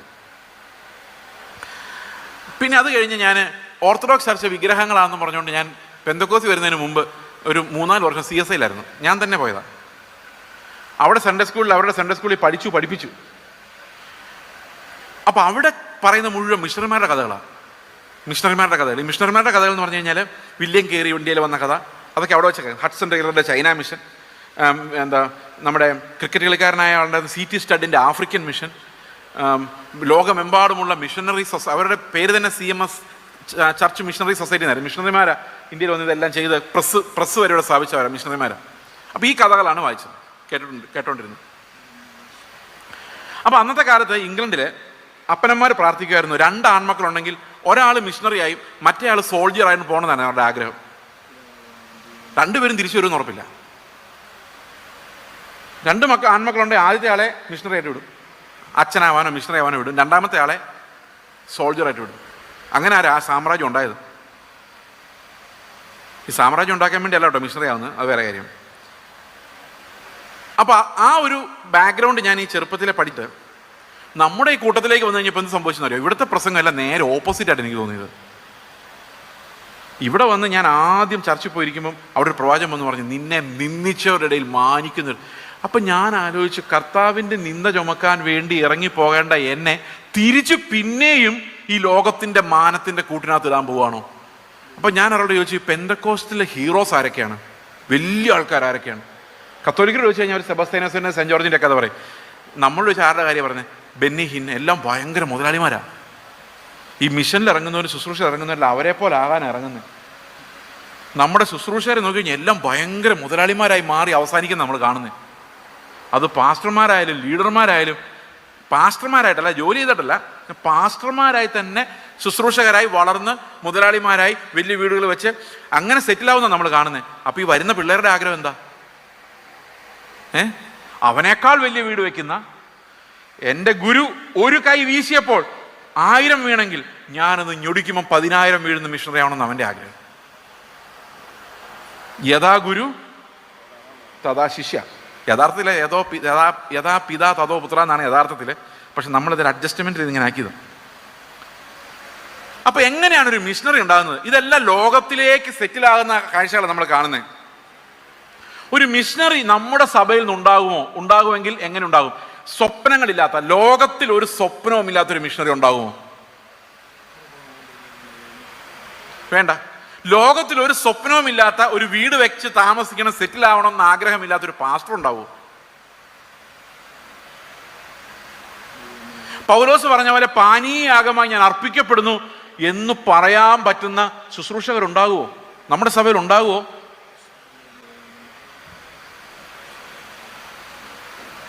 നമ്മൾ എന്ത് പ്രവൃത്തി ചെയ്താലും നമുക്ക് അങ്ങനെ ആകാൻ പറ്റില്ല. നമുക്ക് ചെയ്യാൻ പറ്റും, പക്ഷെ അങ്ങനെ ആകാൻ പറ്റില്ല. അങ്ങനെ ആകണമെങ്കിൽ ദൈവം തന്നെ അങ്ങനെ ആക്കണം. ഇവിടെയാണ് ഞാനിത് സമ്മറൈസ് ചെയ്യാൻ ആഗ്രഹിക്കുന്നത്. അതായത് ദൈവം നമ്മളെ അങ്ങനെ ആക്കുന്നില്ലെങ്കിൽ നമ്മൾ ഇങ്ങനെ തന്നെ ഇരിക്കുകയുള്ളൂ. അപ്പോൾ ഒരു സഭ ഉണർത്തുന്നതും മിഷണറിമാരെ വിടുന്നതും ആ സഭയ്ക്ക് കർത്താവിൻ്റെ വചനത്തിൻ്റെ ശക്തി ലഭിക്കുന്നതും ദൈവത്തിൻ്റെ കൃപ കൊണ്ട് മാത്രമാണ്. നമ്മൾ ഇവിടെ ഇരിക്കുന്ന പിള്ളേർക്ക് യേശുവിൻ്റെ രാജ്യത്തിന് വേണ്ടി മരിക്കുന്നതാണ് നല്ലതെന്ന് തോന്നണമെങ്കിൽ കർത്താവിൻ്റെ ആത്മാവ് അവരെ നിർബന്ധിക്കാതെ സാധിക്കില്ല. അത് 2 കൊരിന്ത്യർ ലേഖനം 5:14 പറയുന്നത്, ക്രിസ്തുവിൻ്റെ സ്നേഹം ഞങ്ങളെ നിർബന്ധിക്കുന്നു. ഒരുവൻ എല്ലാവർക്കും വേണ്ടി മരിച്ചിരിക്കെ എല്ലാവരും മരിച്ചു, ഞങ്ങൾ ഓൾറെഡി മരിച്ചവരാണ്, ഇനി ഒരു മരണമില്ല, ഇനി കർത്താവിൻ്റെ അടുത്തേക്ക് ഞങ്ങൾ പോവുകയുള്ളൂ എന്ന ഫെയ്ത്താണ് ഈ ധൈര്യം നമുക്ക് നൽകുന്നത്.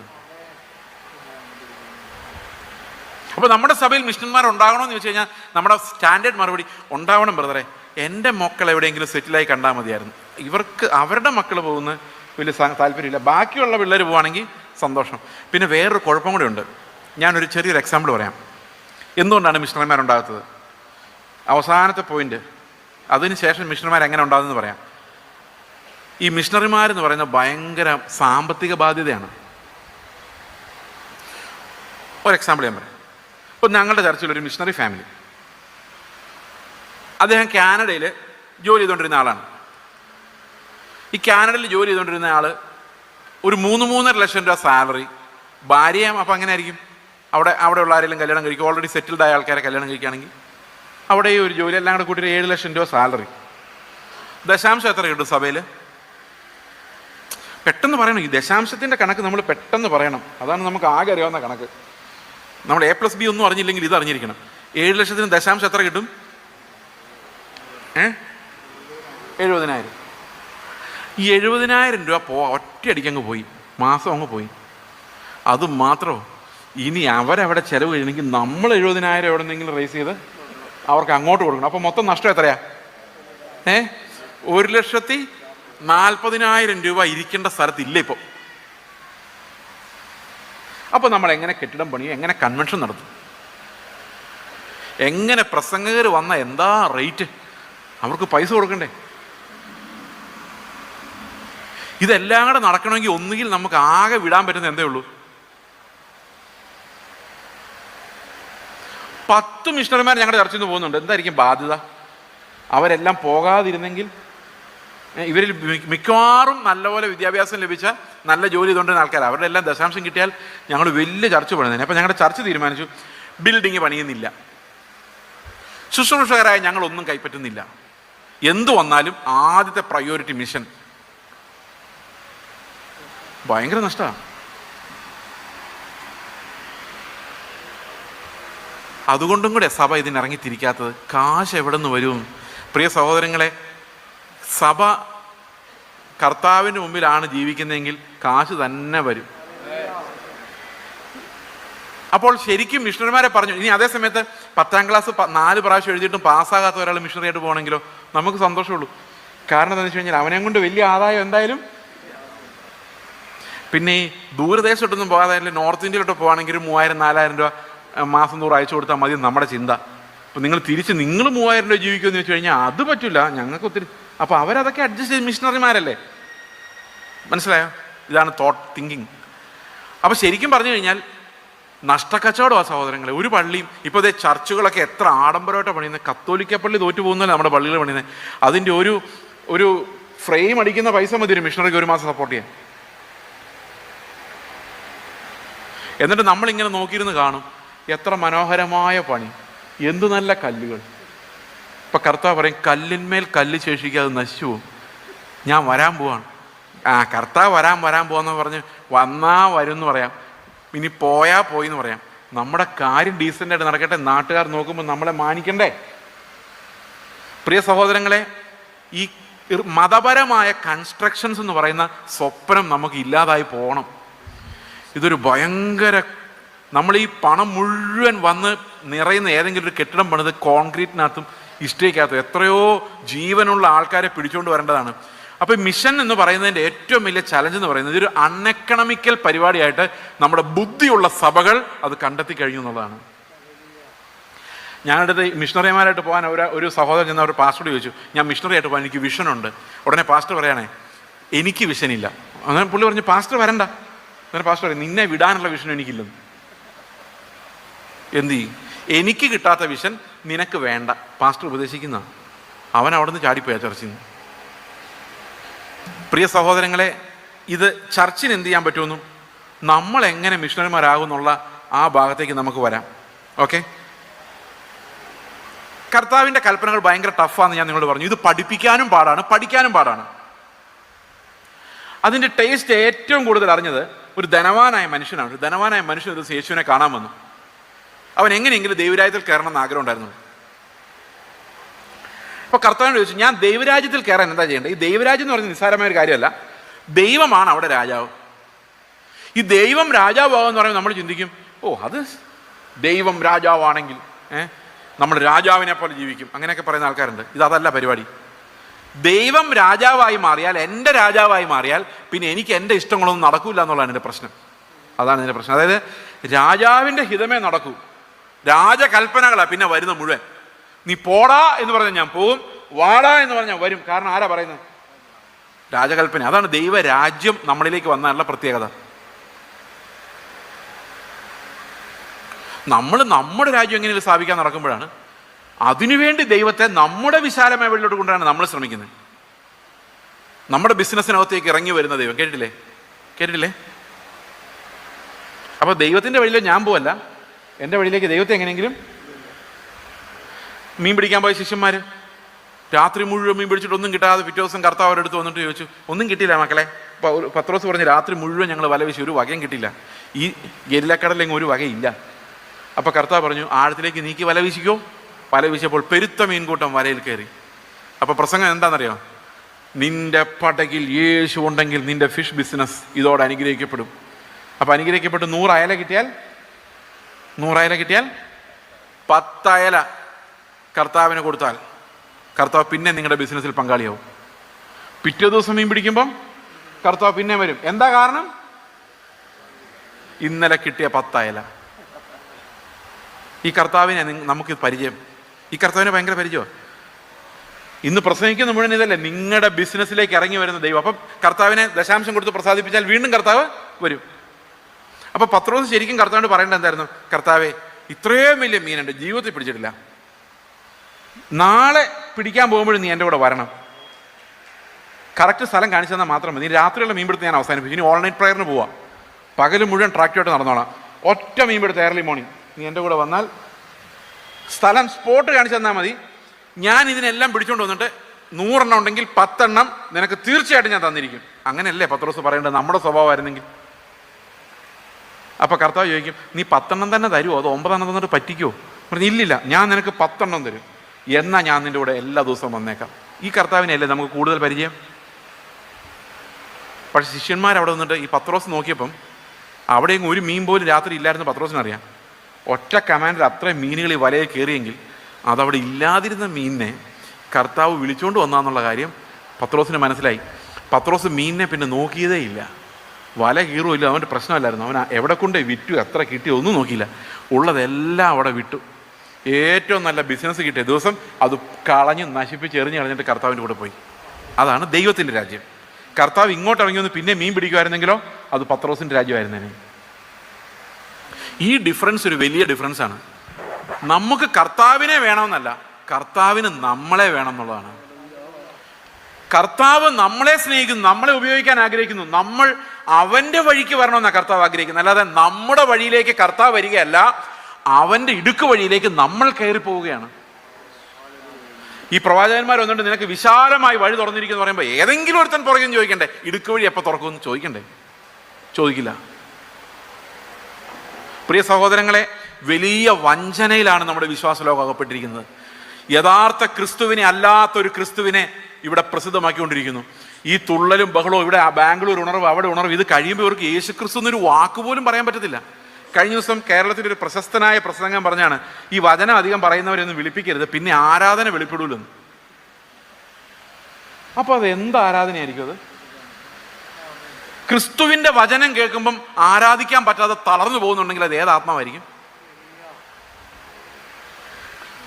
ഇന്ന് കത്തുന്ന അന്യാഗ്നി, ക്രിസ്തുവില്ലാത്ത വ്യാപാരങ്ങൾ, ക്രിസ്തുവില്ലാത്ത നമ്മൾ രാജാക്കന്മാരായി മാറുന്ന ആത്മീകത, ഇതെല്ലാം നമ്മൾ അകപ്പെട്ടിരിക്കുന്ന വഞ്ചനയാണ് നമ്മൾ മനസ്സിലാക്കിയിരിക്കണം.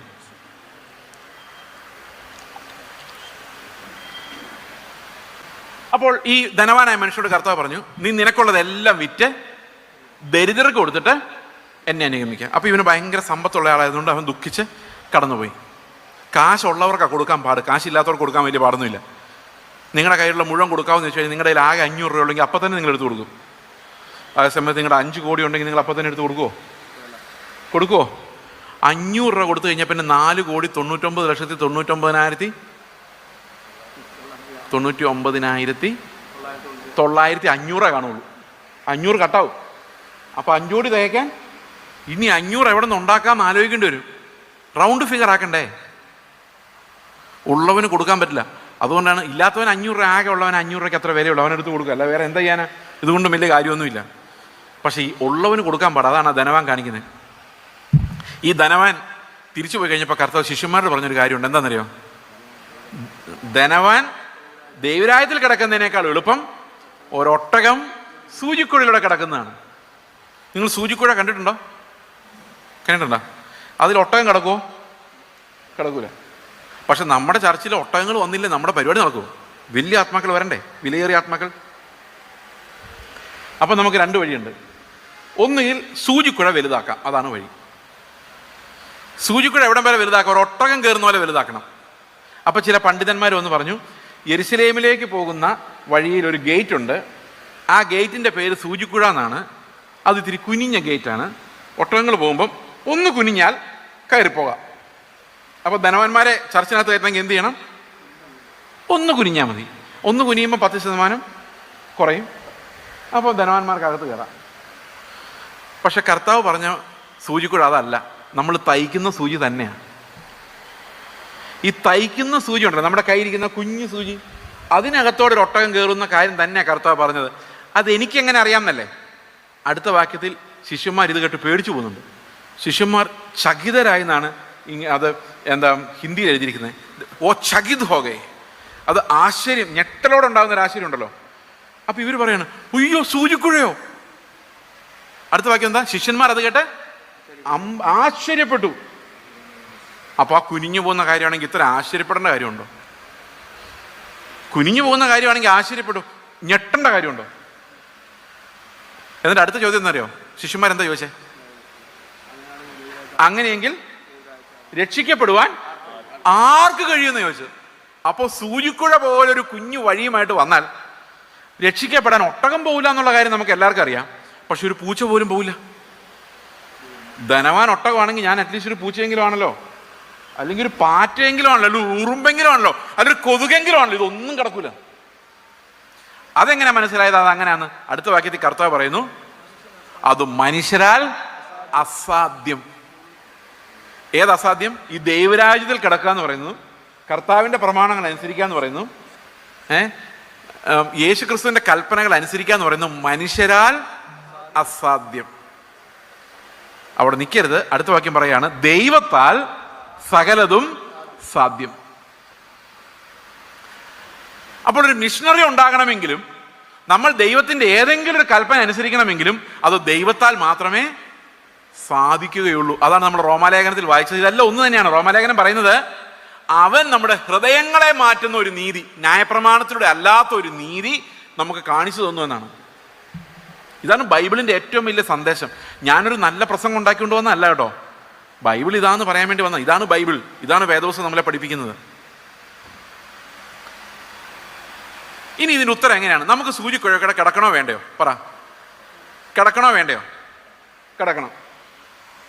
ഒട്ടകം കിടക്കൂല, അംബാനി അദാനി ഒന്നും കിടക്കൂല. നമ്മൾ കിടക്കുവോ? കിടക്കൂല. കാരണം അവർ ആ ഒട്ടകമാണെങ്കിൽ നമ്മൾ ഒരു ഈച്ചയെങ്കിലുമാണ്. ഒരു ഈച്ച പോലും ഇതിനകത്ത് കിടക്കില്ല. അപ്പം പിന്നെ എന്ത് ചെയ്യും? നിക്കോദോമസിന്റെ കർത്താവ് പറയാണ്, നീ വീണ്ടും ജനിക്കാതെ ദൈവരാജ്യത്തിൽ കിടക്കരുത്. അതും കൂടെ കൂട്ടിയിട്ട് ഒന്ന് ചിന്തിച്ച് നോക്കിയേ. ഒട്ടകം സൂചിക്കുഴയുടെ കിടക്കണമെങ്കിൽ വീണ്ടും ജനിക്കണം. എങ്ങനെ വീണ്ടും ജനിക്കണം? വീണ്ടും ഒരു നല്ല ഒട്ടകമായിട്ട് ഇന്നോട് ജനിച്ചാൽ സൂചിക്കുഴയുടെ കയറുമോ? കയറുമോ? ഇനി ഞാൻ ദൈവരാജ്യത്തിൽ കിടക്കണമെങ്കിൽ ഞാൻ ഒന്നും കൂടെ ജനിക്കണം. കുറച്ചും കൂടെ ഡീസൻ്റ് ആയ ഞാനായിട്ട് ഒന്നും കൂടെ ജനിച്ചാൽ മതിയോ?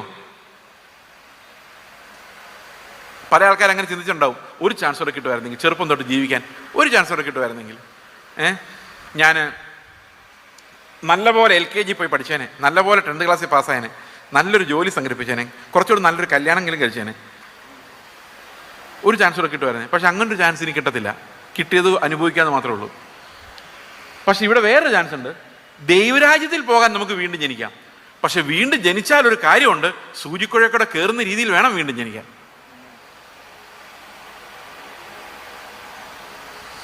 അപ്പൊ എന്തായിട്ട് ജനിക്കേണ്ടി വരും?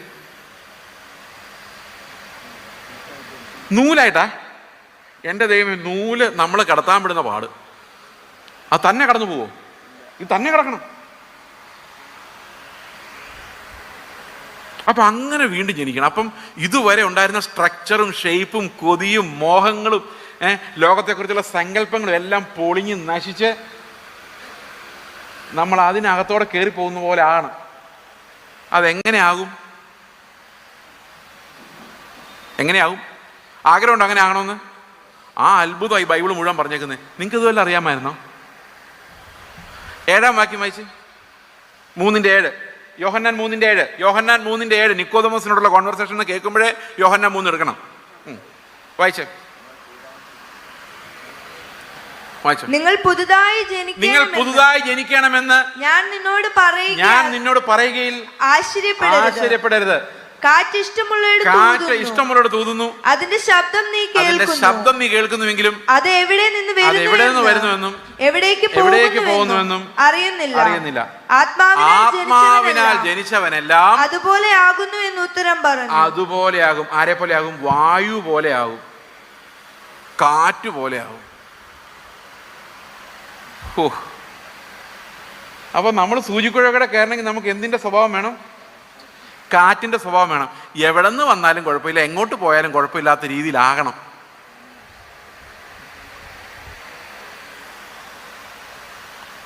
അങ്ങനെ ആകുമ്പം നമ്മൾ സൂചിക്കുഴയുടെ കയറി ഇറങ്ങും.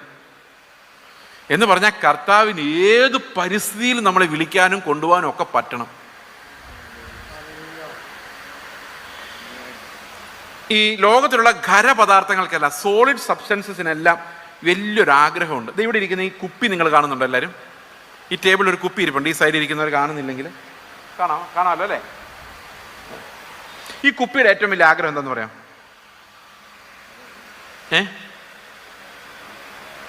ഈ കുപ്പിയുടെ ഏറ്റവും വലിയ ആഗ്രഹം, ഇനി ഇവിടുന്ന് താഴെ വീഴാം, നല്ലൊരു കാറ്റടിക്കും, ആരെങ്കിലും തട്ടു ചെയ്ത് കഴിഞ്ഞാൽ താഴെ വീഴാം. അപ്പം അത്ര സ്റ്റെബിലിറ്റി അതിനുള്ളൂ. ഓക്കെ, ഇതിനെവിടെയെങ്കിലും താഴെ വീഴണം, അപ്പോൾ ഉരുണ്ടു പോകും, അപ്പോഴും സ്റ്റെബിലിറ്റി ഇല്ല. അപ്പോൾ ഈ കുപ്പിയുടെ ഏറ്റവും വലിയ ആഗ്രഹം എന്തായിരിക്കും? ഇനി ഉരുളാത്ത, ഇനി തട്ടിമറിക്കാൻ പറ്റാത്ത ഒരു സ്ഥലത്ത് പോയി സെറ്റിലാവണം. അതല്ലേ ആഗ്രഹം, കുപ്പിയുടെ ആഗ്രഹം? ആണോ അല്ലയോ? നിങ്ങൾക്ക് എന്തോ ഞാൻ പറയുന്നത് മനസ്സിലായി വരുന്നുണ്ടെന്ന് തോന്നുന്നു, അത് ചിരിക്കുന്നേ. ഇത് സോളിഡ്, ഈ കുപ്പി ഒരു സോളിഡ് സബ്സ്റ്റൻസാണ്, കല്ല് പോലെ. ഇത് സോളിഡാ, അകത്തുള്ള ലിക്വിഡ് നിങ്ങൾ ഓർക്കണ്ട, ഈ കുപ്പിയുടെ കാര്യം ഞാൻ പറഞ്ഞു. അപ്പൊ നമ്മുടെ ഹൃദയം കല്ല് പോലാണെങ്കിൽ, നമ്മുടെ സ്വഭാവം കല്ല് പോലാണെങ്കിൽ, നമ്മുടെ ഏറ്റവും വലിയ ആഗ്രഹം എന്തായിരിക്കും? ഇനി ഉരുളാതെ, ഇനി എവിടെയെങ്കിലും മറിഞ്ഞു വീഴാതെ, ഒരു വാടക വീട്ടിൽ നിന്ന് അടുത്ത വാടക വീട്ടിലോട്ട് ഓടേണ്ടി വരാതെ എവിടെയെങ്കിലും ഒന്ന് സെറ്റിലാവണം.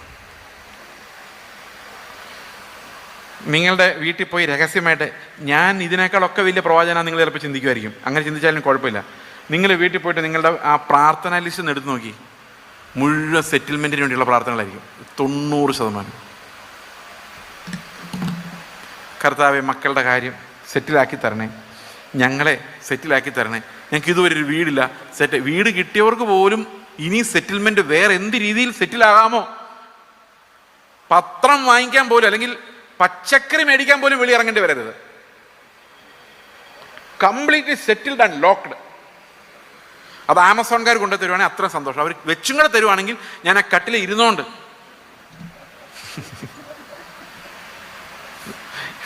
അതാണ് നമ്മുടെ സ്വപ്നം. ശുശ്രൂഷിക്കാൻ പരിപാലകർ, പരിചാരകര്, പിള്ളേരെല്ലാം ഇഷ്ടംപോലെ കാശുമായിട്ട് സെറ്റിൽ. ഇത് നമ്മുടെ ഉള്ളിൽ കിടക്കുന്ന കൊതി. ഇത് എല്ലാവരും വെളി പറയത്തില്ല, ഞാനിപ്പോൾ വെളി പറഞ്ഞതേ ഉള്ളൂ. അങ്ങനെ അവസാനം പിള്ളേരെല്ലാം എവിടെയെങ്കിലും കിട്ടും, അവരൊക്കെ ഇഷ്ടംപോലെ കാശുണ്ടാക്കുന്നു. ഞാനിതാ പുതുതായി പണിത ആ നാട്ടിലെ ഏറ്റവും നല്ല വീട്, അതിൻ്റെ ഫ്രണ്ടിലെ ചാരുകസേരയിൽ കിടന്ന് മനോരമ വായിക്കുന്നു. ഇത്രയും മനോഹരമായ സെറ്റിൽമെൻറ്റ് എവിടെയുണ്ട്? മനോരമയിൽ കിടന്നുകൊണ്ട് നിര്യാതരായി കോളം നോക്കുന്നു, എവിടെയെല്ലാം ആരെല്ലാം മരിച്ചു, എൻ്റെ അവസ്ഥ എന്താണെന്ന് ചിന്തിക്കുന്നില്ല. അവിടെ ശവടക്കിന് പോയി, ഇവിടെ ശവടക്കിന് പോയി, ഇങ്ങനെ കാലം കഴിക്കുന്നു. എങ്ങനെയുണ്ട് സെറ്റിൽമെൻറ്റ്? Good idea? കല്ലുപോലെ. കർത്താവ് പറയാണ്, എസെക്കിയേൽ 36:25 തോന്നുന്നു, അതെ 25 പറയുന്നു, ഞാൻ നിങ്ങളുടെ മേൽ നിർമ്മല ജലം തളിക്കും, നിങ്ങൾ ശുദ്ധിയുള്ളവരായി മാറും, നിങ്ങളുടെ വിഗ്രഹങ്ങളെല്ലാം ഞാൻ എടുത്തു മാറ്റി, നിങ്ങളുടെ കല്ലുപോലുള്ള ഹൃദയത്തെ ഞാൻ മാറ്റിയിട്ട് പുതിയൊരു ആത്മാവിനെ തന്ന് ആത്മസ്വഭാവമുള്ളൊരു ഹൃദയം. ഈ ആത്മാവെന്നുള്ള വാക്ക് ഗ്രീക്കിൽ ന്യൂമാന്നാണ്.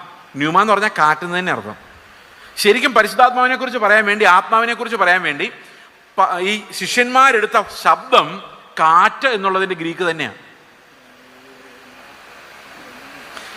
അപ്പൊ ഈ കാറ്റ് പോലെ വീശുക നമ്മുടെ മൈൻഡ് അങ്ങനെ ആകുന്നത്. നമ്മൾ ചിലപ്പോൾ ഒരിടത്തും പോകില്ലായിരിക്കും. കർത്താവ് പറയായിരിക്കും നീ ഇവിടെ തന്നെ ഇരുന്നോ, ഓക്കെ. പക്ഷെ നമ്മുടെ മൈൻഡ് കർത്താവിൽ മാത്രം റെസ്റ്റ് ചെയ്യുന്നുള്ളൂ. വേറെ ഒരു സെറ്റിൽമെന്റും ആഗ്രഹിക്കുന്നില്ല. കാരണം കർത്താവ് എന്ത് പറഞ്ഞാലും അതാണ് എൻ്റെ settlement. The safest place in the world is where God keeps us. അതാണ് ഒരു ശിഷ്യൻ എന്ന് പറയുന്ന മിഷണറിമാർ എങ്ങനെ ഉണ്ടാകുന്നത്? അവരും കല്ലുപോലെ ആകാൻ വേണ്ടി പ്രാർത്ഥിച്ചവരാ. ഈ മിഷണറിമാരെല്ലാം കല്ലുപോലെ ആകാൻ വേണ്ടി പ്രാർത്ഥിച്ചുകൊണ്ട് നടന്ന ഒരു കാലത്ത് അവരുടെ കർത്താവ് പറഞ്ഞു, നീ കല്ലുപോലെ ആകാനല്ല കാറ്റ് പോലെ ആയിക്കോ. ഇതാ ജോലി രാജിവെച്ചു, നേരെ ഏതെങ്കിലും സുവിശേഷ ഫീൽഡിലോട്ട് പോയി. തിരിച്ചു വരുമോന്ന് അറിയത്തില്ല. അവര് ഒരു ഇറാഖ് എന്ന് പറയുന്ന ഒരു സ്ഥലത്ത്, ഒരു രാജ്യത്ത് എന്നാൽ ഭയങ്കര അക്രമം നടക്കുന്ന സ്ഥലം, അമേരിക്കയുടെ ബോംബൊക്കെ വന്ന് വീഴുന്ന സമയം. അപ്പോൾ അവിടെ 2-3 മിഷണറിമാർ ഒരു ടീമുണ്ട്. അപ്പോൾ ഈ ടീം ലീഡേഴ്സ് അവരോട് പറഞ്ഞു, അമേരിക്കയുടെ ബോംബ് വന്ന് വീണ് കഴിഞ്ഞപ്പം നിങ്ങൾ എത്രയും പെട്ടെന്ന് അവിടെ നിന്ന് ക്ലിയർ ചെയ്യുക. കാരണം ബോംബുകൾ ഇനിയും വരും, യുദ്ധം നീണ്ടു നിൽക്കും, പിന്നെ നമുക്ക് പോവാം. അപ്പോൾ ഇവർ പറഞ്ഞെന്നറിയോ, അവരന്ന് ഒരാളെ സ്നാനപ്പെടുത്തിയുള്ളൂ. കുറേ നാളുകൾ കാത്തിരുന്ന് ഒരാളെ സ്നാനപ്പെടുത്തി. അവരെ ഇട്ടിട്ട് പോന്നു കഴിഞ്ഞാൽ പിന്നെ രണ്ടാമത് അവരെ വിശ്വാസത്തിൽ വളർത്താൻ തിരിച്ചു ചെന്നാൽ അവർ സ്വീകരിക്കില്ല. കാരണം ദുഃഖം വന്നപ്പോൾ ഇട്ടിട്ട് പോയവരായിട്ട് ഞങ്ങൾ മാറും. അതുകൊണ്ട് അവരുടെ കൂടെ മരിക്കാൻ ഞങ്ങളിവിടെ താമസിക്കുമെന്ന് അവർ പറഞ്ഞു. ചുറ്റും ബോംബുകൾ വീഴുമ്പോൾ അവർക്കറിയാം മരിച്ചാലും കുഴപ്പമില്ല, കർത്താവിൻ്റെ അടുത്തേക്കാണ് ചെല്ലുന്നത്. ഇതെന്തുകൊണ്ടാണ് തോന്നുന്നറിയോ? എൻ്റെ സ്വന്തം നീതി അല്ലാത്തത് കൊണ്ടാണ്. എനിക്ക് കർത്താവ് ഒരു നീതി ദാനമായി നൽകിയിട്ടുണ്ട്. അത് വിശ്വാസത്താൽ ലഭിക്കുന്ന, അത് ഹൃദയപരിവർത്തനമാണ്. ദൈവം എൻ്റെ ഹൃദയത്തെ കാറ്റുപോലെ ആക്കുമ്പോൾ എൻ്റെ നീതി എൻ്റെ സ്വന്തമല്ല, അത് യേശുവിൻ്റെ ദാനമാണ്. ഇതെന്തുകൊണ്ടാണ് യേശുവിൻ്റെ ദാനമായ ഒരു നീതിയെക്കുറിച്ച് ഞാൻ പറയുന്നതെന്ന് വെച്ച് കഴിഞ്ഞാൽ, റോമാലേഖനം 3:26 നമുക്ക് വായിക്കാം. 26, 27. താൻ നീതിമാനും യേശുവിൽ വിശ്വസിക്കുന്നവനെ നീതീകരിക്കുന്നവനും ആകേണ്ടതിന് ഈ കാലത്ത് തന്റെ നീതിയെ പ്രദർശിപ്പിക്കാൻ തന്നെ അങ്ങനെ ചെയ്തു. എങ്ങനെ ചെയ്തു? 21 വാക്യം വായിച്ച. 21 വാക്യം. ഇപ്പോഴോ ദൈവത്തിന്റെ നീതി വിശ്വസിക്കുന്ന എല്ലാവർക്കും യേശുക്രിസ്തുവിലെ വിശ്വാസത്താലുള്ള ദൈവനീതി തന്നെ ന്യായപ്രമാണം കൂടാതെ വെളിപ്പെട്ടു വന്നിരിക്കുന്നു. അടുത്ത 25 വാക്യം വായിച്ചേ. 24 വാക്യം. 24. അവന്റെ കൃപയാൽ ക്രിസ്തുയേശുവിന്റെ വീണ്ടെടുപ്പ് മൂലം സൗജന്യമായി അത്രേ നീതീകരിക്കപ്പെടുന്നത്. എന്തിനാ സൗജന്യമാക്കിയത്? 26 വാക്യം. താൻ നീതിമാനും യേശുവിൽ വിശ്വസിക്കുന്നവനെ നീതീകരിക്കുന്നവനും ആകേണ്ടതിന്. ഓക്കെ. ഇതെങ്ങനെയാ സംഭവിക്കുന്നത്? നമുക്കറിയാം, ഏദൻ തോട്ടത്തിൽ വെച്ച് ആദവും ഹവ്വയും പാപം ചെയ്തു. നമുക്കറിയാം. പാപം ചെയ്ത ശേഷം അവരെന്ത് ചെയ്തു? അവർ നഗ്നരാന്ന് കണ്ടു കഴിഞ്ഞപ്പോൾ അവർ അത്തിയില കൊണ്ട് അരയാട ഉണ്ടാക്കിയിട്ടു. ഈ അരയാട ഉണ്ടാക്കിയിട്ട് കഴിഞ്ഞപ്പോൾ അവർക്ക് പരസ്പരം തോന്നി, കൊള്ളാം, നമ്മൾ ചെയ്യേണ്ടതൊക്കെ ചെയ്തിട്ടുണ്ട്, ആ പഴം തിന്നത് നന്നായി, ഇത്രയും നാൾ നമ്മളിവിടെ തുണിയില്ലാതെ ഇവിടെ നടക്കുമായിരുന്നു, കഷ്ടം, ഇപ്പോഴാണ് ഒരിത്തിരി സംസ്കാരബോധം ഉണ്ടായത്, നേരത്തെ തിന്നേണ്ടതായിരുന്നു, പക്ഷെ ഓർത്തിട്ട് തന്നെ നാണമാകുന്നു. അവരിങ്ങനെ അത്തിയിലേക്ക് എടുത്ത് ഇരിക്കുമ്പോഴാണ് കർത്താവ് വരുന്നത്. കർത്താവ് വരുമ്പോൾ ഇവരെന്ത് ചെയ്യുന്നറിയോ? അവിടെ പറഞ്ഞിരിക്കുന്നത്, കർത്താവ് ചോദിക്കും ആദമിനോട്, ആദമേ നീ എവിടെയെന്ന് ചോദിച്ചാൽ പറയും, നിന്റെ ശബ്ദം കേട്ടപ്പോൾ ഞാൻ നഗ്നനായതുകൊണ്ട്. അപ്പം ശരിക്കും അന്നേരം ഈ അത്തിയിലയുടെ തുണി ഉടുത്തോണ്ടാണ് ആദം ഓടുന്നത്. അവനെ കൊണ്ട് പറ്റുന്നവരൊക്കെ നീതിമാനാകാൻ ശ്രമിച്ചു, മറ്റുള്ളവരുടെ മുമ്പിലൊക്കെ അഭിനയിച്ചു. ഈ അത്തിയില എന്ന് പറയുന്ന ഒരു അഭിനയ നീതിയാണ്. അപ്പോൾ അങ്ങോട്ടും ഇങ്ങോട്ടൊക്കെ അഭിനയിച്ചു. ഭയങ്കര ഉപവാസമായിരുന്നു, ഭയങ്കര പ്രാർത്ഥനയും കൈയിടിയായിരുന്നു, പക്ഷേ ഹൃദയം ഭയങ്കര വൃത്തികേടായിരുന്നു. അതാരും കണ്ടില്ല, അത് ദൈവം മാത്രമേ കണ്ടുള്ളൂ. ദൈവം വന്നപ്പോഴാണ് മനസ്സിലായത്, ഇതും കൊണ്ടൊന്നും എൻ്റെ സ്വഭാവം മാറുന്നില്ലെന്നും നഗ്നത മറയുന്നില്ലെന്നും. അപ്പോൾ കർത്താവ് എന്ത് ചെയ്തു? കുഞ്ഞാടിൻ്റെ നീതിവസ്ത്രം, ഒരാടിനെ കൊന്നിട്ട് അവൻ്റെ വസ്ത്രമെടുത്ത് ഇവരെ അണിയിച്ചു. എന്തിനാ അണിയിച്ചെന്ന് വെച്ച് കഴിഞ്ഞാൽ, നമ്മൾ ഓരോ ദിവസവും നീതിമാനാകാൻ വേണ്ടി നമ്മുടെ കുഞ്ഞു കുഞ്ഞു നീതി വെച്ച് അത്തിയില ഉണ്ടാക്കി ഇട്ട് അവനേക്കാൾ ബെറ്റർ അത്തിയില എൻ്റെ ആണെന്ന് പറഞ്ഞുകൊണ്ട് നടക്കും. ശരിയാണോ ഞാൻ പറഞ്ഞത്? ശരിയാണോ? പക്ഷെ കർത്താവ് വന്ന് ഹൃദയത്തിലേക്ക് നോക്കുകയാണ് മനസ്സിലാകുന്നത്, വിശ്വാസി എന്നും പറഞ്ഞ് ബൈബിള് പിടിച്ചുകൊണ്ട് നടക്കുന്നതിൻ്റെ ഉള്ളിലും അത്യാഗ്രഹം, അപ്പുറത്ത് വേറെ ദൈവങ്ങളെ വിളിക്കുന്നവരുടെ ഉള്ളിലും അത്യാഗ്രഹം. രണ്ടും നരകയോഗ്യർ. രണ്ടുപേരുടെ ഉള്ളിലും സ്വാർത്ഥത, ലോകത്തിൻ്റെ മഹത്വം. അത് ബൈബിള് പിടിക്കുന്നവർക്കും മോഹം, ബൈബിള് പിടിക്കാത്തവർക്കും മോഹം. രണ്ടുപേരുടെയും വീട്ടിൽ അമ്മായിമ്മയും മരുമോളും വഴക്ക്, രണ്ടുപേരുടെയും വീട്ടിൽ ഒരുപോലെ. പക്ഷെ ഒരാളുടെ കയ്യിൽ ബൈബിളുണ്ട്, മറ്റേ കയ്യിൽ ബൈബിളില്ല. കർത്താവ് നീതിമാനായതുകൊണ്ട് രണ്ടു കൂട്ടരും നരകത്തിൽ പോകും. എങ്ങനെയുണ്ട് ഐഡിയ? അപ്പോൾ ദൈവം നോക്കുമ്പോൾ ഒറ്റ നീതിമാൻ പോലും ഇല്ല. എന്നിട്ട് കർത്താവ്, അപ്പോൾ ഈ ആദമിനോടും ഹവ്വയോടും കർത്താവ് അവസാനം ചോദിക്കുന്നുണ്ട്, ആദം നീ എന്തിനാ ഈ പഴം തിന്നെന്ന് ചോദിക്കുമ്പോൾ, നീ എന്തിനാ അത് തിന്നെന്ന് ചോദിച്ചപ്പം ആദം എന്താ പറഞ്ഞേ? അയ്യോ കർത്താവെ, ഞാൻ തിന്നുപോയി, സോറി, ഇനി മേലെ തിന്നില്ല, ഇനി ഒരു ചാൻസും കൂടെ തരണമെന്ന് പറഞ്ഞില്ല. എന്താ പറഞ്ഞേ? നിന്റെ കുഴപ്പം തന്നെയാണ്. ഞാൻ ഉറങ്ങിക്കിടന്നപ്പോൾ ഇങ്ങനൊരു ഭാര്യ നീയല്ലേ തന്നത്? ഞാൻ ചോദിച്ചോ ഇത്ര നീളമുള്ള, ഇത്ര മുടിയുള്ള, ഇത്ര വിദ്യാഭ്യാസമുള്ള ഒരു ഭാര്യ എനിക്ക് വേണം? ഞാൻ പറഞ്ഞില്ലല്ലോ. ഇന്നത്തെ പിള്ളേരെ പോലെ ഞാൻ കിടന്ന് ഉറങ്ങിയപ്പോൾ നീ എനിക്ക് തന്ന ഭാര്യ, അപ്പം നീയല്ലേ ഉത്തരവാദി. ഹവ്വയോട് ചോദിച്ചപ്പോൾ ഹവ്വ പെന്തക്കോസ്തുകാരിയായിരുന്നുകൊണ്ട് ഹവ്വ പറഞ്ഞു എല്ലാം സാത്താൻ്റെ കളിയാന്ന് പറഞ്ഞു. ഇവർ രണ്ടുപേരും സ്വയമേ കുറ്റം ഏറ്റെടുത്തില്ല. ഒരാൾ ദൈവത്തെയും മറ്റേ ആൾ സാത്താനെയും കുറ്റം പറഞ്ഞ് രക്ഷപ്പെട്ടു. നിങ്ങൾ ആലോചിച്ച് നോക്കിയേ, ഇതാണ്. അപ്പം നീതിമാനാണെന്ന് ആര് തീരുമാനിക്കും? നീതിമാനാണെന്ന് ആര് നീതിമാനെന്ന് ആര് തീരുമാനിക്കും? അവനവൻ തീരുമാനിക്കും. നിങ്ങളുടെ സഭയിലെ നീതിമാൻ ആരാന്ന് ആര് തീരുമാനിക്കും? പാസ്റ്റർ തീരുമാനിക്കും. ആ ന്യൂ ജനറേഷനിൽ. എന്നാൽ പഴയ ജനറേഷനിൽ പാസ്റ്റർ നീതിമാനാണോ എന്ന് വരെ തീരുമാനിക്കുന്ന അവിടുത്തെ കമ്മിറ്റിക്കാരായിരിക്കും. ശരിയല്ലേ? നമ്മുടെ ചർച്ചിൽ എത്ര നീതിമാന്മാരുണ്ട്, എത്ര കൊള്ളില്ലാത്തവരുണ്ടെന്ന് കണക്ക് നിങ്ങളുടെ മനസ്സിലില്ലേ? ഇല്ലേ? ഉണ്ടോ ഇല്ലയോ? ഇല്ല. അവനൊന്നും ശരിയല്ല, ഇവരൊക്കെ മതി. ഇങ്ങനെ ഇല്ല, ഉണ്ടാവും. ഈ സാധനമാണ് നീതീകരിക്കുന്നവൻ. ഞാൻ തീരുമാനിക്കും അവൻ നീതിമാൻ, അവൻ കൊള്ളാം, ഇവൻ കൊള്ളില്ല. ഇതങ്ങ് കൂടി ഒത്തിരിയായി. പരീക്ഷന്മാർ വന്നിട്ട് ഞങ്ങൾ മാത്രമേ ഉള്ളൂ, ബാക്കിയെല്ലാം മോശം. അവസാനം കർത്താവ് പറഞ്ഞു നിങ്ങളെല്ലാം പോക്കാണ്. ഭയങ്കര അടിയായിരുന്നു, അല്ലെ? Master stroke. അവസാനം വന്നിട്ട് കർത്താവ് പറയാണ് നിങ്ങളെല്ലാം പോക്കാണ്, ഞാനാണ് നീതിമാൻ. അപ്പോൾ ഉടനെ പരീക്ഷന്മാരോട് പറയാം എന്നാൽ ഞങ്ങളും നീതിമാന്മാരാ. അല്ല, ഞാൻ തീരുമാനിക്കും ആരാ നീതിമാൻ. അത് മനുഷ്യൻ്റെ നീതിയല്ല, എൻ്റെ നീതിയാണ്. അത് തകർന്ന ഹൃദയമുള്ളവർ വന്ന് സ്വീകരിച്ചോ. ഇത് സൗജന്യമാണ്. ഇതെന്തിനാ ദൈവം ചെയ്തതെന്ന് ചോദിച്ചു കഴിഞ്ഞാൽ 27 വാക്യത്തിലുണ്ട്. വായിച്ച് 27 വാക്യം, 3:27. ആകയാൽ പ്രശംസ എവിടെ? ഒരു മനുഷ്യനും പറയരുത് ഞാൻ അനുസരിച്ചിട്ടാണ്. അടുത്ത് ആരും പറയരുത്. അടുത്തത് അത് പോയി. പ്രശംസ എവിടെ? അത് പോയി. ഏത് മാർഗത്താൽ? കർമ്മമാർഗത്താലോ? അല്ല, വിശ്വാസമാർഗത്താൽ അത്രേ. അപ്പൊ വിശ്വാസത്താലുള്ള നീതിയിലേക്ക് നമ്മൾ നോക്കിയപ്പോഴേക്കും, ക്രിസ്തുവിലേക്ക് നോക്കിയപ്പോഴേക്കും നമുക്കൊരു പ്രശംസയുമില്ല. നമ്മൾ പറയാം ഞാനല്ല, എൻ്റെ നീതി ക്രിസ്തുവാണ്. ഇതെൻ്റെ ഉള്ളിലേക്ക് ഫെയ്ത്തായിട്ട് വരിക. ഞാനല്ല ജീവിക്കുന്നത്, ക്രിസ്തുവാണ്. അവൻ്റെ നീതി ജീവിക്കാനാണ് എന്നെ വിട്ടിരിക്കുന്നത്. ഈ ലോകത്തിൻ്റെ നീതിയല്ല, അത് ദൈവത്തിൻ്റെ നീതി വിശ്വാസത്താൽ നമുക്ക് ലഭിക്കുന്നതാണ്. എത്ര പേർക്ക് മനസ്സിലായത്? അപ്പോൾ കാറ്റുപോലെ നമ്മളാകുമ്പോൾ നമുക്ക് ദൈവത്തിന് നമ്മൾ എങ്ങോട്ട് വേണമെങ്കിലും കൊണ്ടുപോകാം. ദൈവത്തിൻ്റെ ആത്മാവിനെ എങ്ങോട്ട് വേണമെങ്കിലും കൊണ്ടുപോകാം. മനസ്സിലാവുന്നുണ്ടോ? അപ്പോൾ നമ്മളെ മിഷണറി എന്ന് പറഞ്ഞാൽ മിഷണറി, വീട്ടിലിരിക്കാൻ പറഞ്ഞാൽ വീട്ടിലിരിക്കും, അങ്ങോട്ട് പോകാൻ പറഞ്ഞാൽ അങ്ങോട്ട് പോകും. കാരണം നമുക്ക് നമ്മുടെ വില്ലല്ല, എൻ്റെ ഹിതമല്ല, ദൈവമേ നിൻ്റെ ഹിതം എൻ്റെ മുകളിൽ രാജത്വം എടുക്കണം. അപ്പോൾ പിള്ളേർ മിഷണറിമാരായിട്ട് പോകാൻ പറഞ്ഞാൽ എന്ത് ചെയ്യും? ഒരു രസകരമായ കാര്യമാണ് പറയാം. ഞങ്ങളുടെ ചർച്ചിൽ ഒരു മിഷണറി, ഒരു പെൺകുട്ടിയുണ്ട്. അവരുടെ അമ്മയൊക്കെ വേറെ പെന്തക്കോസ് വിശ്വാസത്തിലാണ്. വേറെ പെന്തക്കോസ് വിശ്വാസം എന്ന് പറഞ്ഞാൽ മനസ്സിലായോ? അപ്പോൾ അവർ പറയുന്നത് ഈ മിഷണറി ആയിട്ട് പോയത് ഏതോ ദുരാത്മാവ് കാരണമാണ്. അതുകൊണ്ട് ഈ കുട്ടിയെ വീടിനകത്ത് അടച്ചിട്ടിട്ട് തലയെ കൈവച്ച് പ്രാർത്ഥിച്ച്, അതിന് പാസ്റ്റർമാരെ വിളിച്ചിട്ടുണ്ട്. പാസ്റ്റർമാർ വന്ന് തലയെ കൈവച്ച് കുലുക്കി ഈ മിഷണറി ആയി പോകുന്ന ഭൂതത്തെ പുറത്താക്കാൻ. നിങ്ങളൊന്ന് ആലോചിച്ച് നോക്ക്. എന്നിട്ട് പാസ്റ്റർമാരൊന്ന് പറയാണ് ഇത് ദുസ്വാധീനത്തിൽ പെട്ടതാണ്, ഇങ്ങനെ മിഷണറിയായിട്ട് പോകണമെന്നൊക്കെ, ഇങ്ങനെ ദൂരെ പോകണമെന്നൊക്കെ പിള്ളേർക്ക് തോന്നുന്നത്, അത് പ്രാർത്ഥിച്ച് ജയമെടുക്കേണ്ട കേസാണ്. ഇത് വേറൊരു പെന്തക്കോസ്. ഇത് നമ്മുടെ ഇടയിൽ തന്നെ ഉണ്ട്. ഇത് നമ്മുടെ ഇടയിലൂടെ വളർന്നു വരുന്ന വേറൊരു പെന്തക്കോസാണത്.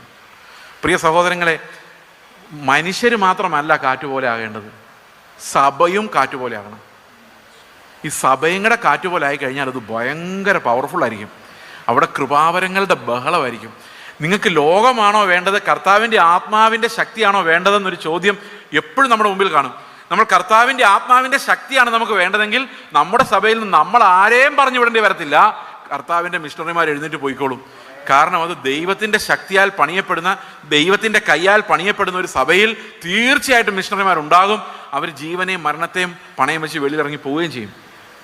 പക്ഷെ അതിന് ആത്മാവ് അത് പണിയാൻ നമ്മൾ അനുവദിക്കണം. അതായത് നമ്മൾ ആ ഒരു തീരുമാനത്തിലേക്ക് നമ്മൾ വരണം. അതായത് കർത്താവെ, ഞങ്ങളുടെ ഹിതമല്ല, ദൈവത്തിൻ്റെ ആത്മാവ് എങ്ങനെ നയിച്ചാലും ആ സഭ ആ ശക്തി ഉള്ളൊരു സഭയായി മാറിക്കഴിയുമ്പം തീർച്ചയായിട്ടും അവിടെ മിണ്ടേണ്ട പോലും കാര്യമില്ല.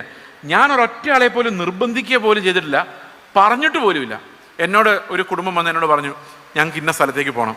അപ്പം ഞാൻ പറഞ്ഞു, വൈഫ് പ്രഗ്നൻ്റ് ആണ്, ഈ സമയത്ത് പോകണ്ട, മാർച്ചിൽ പോകാം, കുഞ്ഞുണ്ടായി 3 മാസം കഴിഞ്ഞ് പോകാം.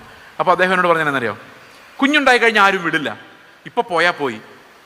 അപ്പോൾ ഞാൻ പറഞ്ഞു, അവിടെ ആരും അറിയില്ല, ഒരു പരിചയമുള്ള ഒരൊറ്റ ആളുമില്ല, മലയാളിയില്ല, ഹോസ്പിറ്റലുണ്ടോന്ന് പോലും അറിയില്ല, നിങ്ങൾ ഈ ഒരു സമയത്ത് എങ്ങനെ പോയാൽ എന്ത് ചെയ്യും? അപ്പോൾ അവർ പറഞ്ഞ്, പിന്നെ എങ്ങനെ വിശ്വാസം പഠിക്കുന്നതെങ്കിൽ എന്നോട് ചോദിച്ചതാണ്. അവർ പോയി. അപ്പം ഞാൻ പറഞ്ഞു, നിങ്ങൾ എയർപോർട്ട് ചെല്ലുന്നവരെ നിങ്ങൾ പോകാതിരിക്കാനുള്ള പണിയൊക്കെ ഞാൻ ചെയ്യും, പക്ഷെ നിങ്ങൾ പോകണമെന്നാണ് എൻ്റെ ആഗ്രഹം. പക്ഷെ ദൈവഹിതമാണെങ്കിലേ നിങ്ങൾ പോകാവൂ. കാരണം എന്താണെന്നറിയോ, അത് ഞാൻ പറയാൻ കാരണം ഞാൻ നിർബന്ധിച്ച് ആരെയും വിട്ടതല്ലെന്ന് പറയാൻ വേണ്ടിയാണ്. അതായത് അവരത് ദൈവഹിതം എന്ന ബോധ്യത്തിലാണ് പോകുന്നത്. അവസാന നിമിഷം വരെ ഞാൻ ആ കുട്ടിയോട് ചോദിച്ചു, അവൻ പോട്ടെ, അവൻ്റെ കൂടെ വേറൊരു കുടുംബത്തോടെ പോകുന്നുണ്ടല്ലോ, നീ പ്രഗ്നൻ്റ് ആണല്ലോ, നിനക്ക് കുഞ്ഞുണ്ടായ ശേഷം പോകാം. അപ്പോൾ ആ കുട്ടി പറഞ്ഞു, അച്ചായൻ എവിടെ പോയാലും ഞാനും കൂടെ പോയിക്കോളാം എന്ന് കല്യാണത്തിൻ്റെ സമയത്ത് പറഞ്ഞിട്ടുണ്ട്. എനിക്ക് അച്ചായൻ്റെ കൂടെ പോയി മരിക്കുന്നതാണ് സന്തോഷം, മരിക്കുവാണെങ്കിൽ മരിക്കാം. അവിടെ ബോംബ് വന്ന് 50 മീറ്റർ അപ്പുറത്ത് ബോംബ് വന്ന് വീണപ്പോൾ ഇവർ വീട്ടിലോട്ട് വിളിച്ച് പറഞ്ഞു, ഇവിടെ തൊട്ടടുത്ത് ബോംബ് വന്ന് വീണു. അപ്പോൾ അമ്മ പറഞ്ഞതെന്നറിയോ, കർത്താവിൻ്റെ വേലയ്ക്ക് പോയി അങ്ങനെയൊക്കെയാണ്, ഒന്നുകിൽ തിരിച്ചു വരാം, അല്ലെ അവിടെ വെച്ച് കാണാം, അത്രയേ ഉള്ളൂ. ഇത് ഈ പറയുന്ന അമ്മമാരുണ്ടാകണം, ഇത് പറയുന്ന അപ്പന്മാരുണ്ടാകണം. അവിടെ കാണാം മോനെ എന്ന് പറയുന്ന അമ്മയപ്പന്മാർ ഈ സഭയിൽ ഉണ്ടാകണമെങ്കിൽ ഈ സഭ മുഴുവൻ കാറ്റുപോലെ ആകണം. സഭയിൽ മുഴുവൻ കർത്താവിൻ്റെ വചനത്തെ പ്രമാണിപ്പാൻ തക്കമുള്ള ശിക്ഷണം ഉണ്ടായില്ല. അല്ലെ നമ്മൾ ഒരാളെ ഉന്തിത്തള്ളി മിഷണറി ആക്കിയിട്ട് കാര്യമില്ല. There should be A spirit, that spirit should work. കർത്താവിൻ്റെ ആത്മാവ് അനേകരെ എഴുന്നേൽപ്പിക്കുന്ന, സഭയിലേക്ക് എഴുന്നേൽപ്പിക്കുന്ന സഭയ്ക്ക് ആ കാറ്റിൻ്റെ ആ ഒരു സ്വഭാവം ഉണ്ടാകണം. ദൈവത്തിൻ്റെ ആത്മാവിൻ്റെ ശുശ്രൂഷകൾ ഉണ്ടാകണം, പ്രവചനങ്ങൾ ഉണ്ടാകണം, സഭയ്ക്കകത്തുണ്ടാകണം, അത് വിവേചിക്കുന്നവരുണ്ടാകണം. ഇതെല്ലാം കൂടി ചേരുമ്പോഴാണ് ഒരു പ്രോപ്പർ മിഷൻ നമ്മുടെ സഭയിൽ ഉണ്ടാകുന്നത്. പ്രിയ സഹോദരങ്ങളെ, നമുക്ക് നഷ്ടമായ അനേകം വർഷങ്ങളുണ്ട്, പക്ഷെ ദൈവത്തിന് ഏത് സമയത്ത് ഇത് പണിയാൻ പറ്റുമെന്ന് അറിഞ്ഞിരിക്കുക. ക്രിസ്തുവിലേക്ക് നമ്മൾ മടങ്ങുമ്പോൾ, അവൻ്റെ നീതിയിലേക്ക് നമ്മൾ മടങ്ങുമ്പോൾ, അവൻ്റെ രാജ്യം നമുക്ക് ഏറ്റവും വലുതാകുമ്പോൾ നമ്മുടെ സഭയിൽ അനേകം കൃപാവരങ്ങളുണ്ടാകും, ശുശ്രൂഷിക്കുന്നവരുണ്ടാകും, ശുശ്രൂഷകരുണ്ടാകും, മിഷണറിമാരുണ്ടാകും. ഇതൊന്നും നമ്മൾ ചെയ്യുന്ന പ്രവൃത്തിയല്ല. ഞാൻ എൻ്റെ സഭയെ പണിയും, പാതാള ഗോപുരങ്ങൾ അതിനെ ജയിക്കുകയില്ല. കർത്താവ് പണിയുന്ന സഭകളിൽ ഇഷ്ടംപോലെ ശുശ്രൂഷകർ, ദൈവം അവരെ ഒരുക്കിക്കൊള്ളും. അല്ല നമ്മൾ ഉന്തിത്തള്ളു, ഒരാളെ പോലും പറഞ്ഞു വിടാൻ പറ്റില്ല. ബട്ട് നമുക്കൊരു കാര്യം തീരുമാനിക്കാൻ, കർത്താവെ, നിൻ്റെ ഹിതത്തിന് വെളിയിൽ ഒരു പ്ലാൻ പോലും ഞങ്ങളുടെ ജീവിതത്തിൽ നടക്കരുത്, ഞങ്ങളുടെ സഭയിൽ നടക്കരുത്. അന്ത്യകാലത്ത് ഒരു കാറ്റ് പോലെ എല്ലായിടത്തും ക്രിസ്തുവിൻ്റെ സൗരഭ്യം വിതറുന്ന കൂട്ടങ്ങളായി ഞങ്ങൾ മാറണമെന്ന് നമുക്ക് ആഗ്രഹിക്കാം. ദൈവം തീർച്ചയായിട്ടും അങ്ങനെ ചെയ്യുമെന്ന് ഞാൻ വിശ്വസിക്കുന്നു. നമുക്ക് പ്രാർത്ഥിച്ച് ഈ സെഷൻ അവസാനിപ്പിക്കാം. ഞങ്ങളുടെ സ്വർഗ്ഗസ്ഥ പിതാവേ, അങ്ങ് ഞങ്ങളെ വിളിച്ചിരിക്കുന്ന വിളി കർത്താവെ, അത് എത്രയോ മഹത്വമുള്ള വിളിയാണ്. അങ്ങേപ്പോലെ ആകുവാൻ കർത്താവെ, അങ്ങയുടെ ഒരു ശബ്ദമായി മാറുവാൻ കർത്താവെ, ഞങ്ങളുടെ ഒരു ഗ്ലോറിക്ക് വേണ്ടിയല്ല കർത്താവ്, അവിടുത്തെ നാമം മഹത്വപ്പെടുവാൻ വേണ്ടി അങ്ങയുടെ ഒരു ശബ്ദമായി. യോഹന്നാൻ സ്നാപകൻ പറഞ്ഞ പോലെ, ഞാൻ മരുഭൂമിയിൽ വിളിച്ചു പറയുന്ന ദൈവത്തിൻ്റെ ശബ്ദമാണ്, ആ ശബ്ദം മാത്രമാണെന്ന് പറയുന്ന ആ ഒരു മൈൻഡിലേക്ക് കർത്താവെ, ആ ഒരു ഒഴിച്ചു കൊടുക്കലിലേക്ക് കർത്താവ്, ഒരു എംറ്റിയിങ്ങിലേക്ക് ദൈവമേ ഞങ്ങൾ ഓരോരുത്തരെയും, ഞങ്ങളുടെ സഭകളെ നയിക്കണമേ. അവിടുത്തെ ആത്മാവ് നയിക്കുന്ന ശുശ്രൂഷകൾ, അനേക ശുശ്രൂഷകൾ ഞങ്ങളുടെ സഭകളിൽ ഉണ്ടാകണമെന്ന് പ്രാർത്ഥിക്കുന്നു. കൃപാവരങ്ങൾ ജ്വലിച്ച് അത് ക്രിസ്തുവിനെ പ്രതിഫലിപ്പിക്കുന്ന, ക്രിസ്തുവിനെ മഹത്വപ്പെടുത്തുന്ന ഒരു സഭയായി, കൂട്ടമായി, മിഷണറിമാരെ എഴുന്നേൽപ്പിക്കുന്ന, പറഞ്ഞുവിടുന്ന ഒരു കൂട്ടമായി, ഞങ്ങൾ തന്നെ പോകുന്ന ഒരു കൂട്ടമാക്കി ഞങ്ങളെ അവിടുന്ന് മാറ്റണമെന്ന് പ്രാർത്ഥിക്കുന്നു.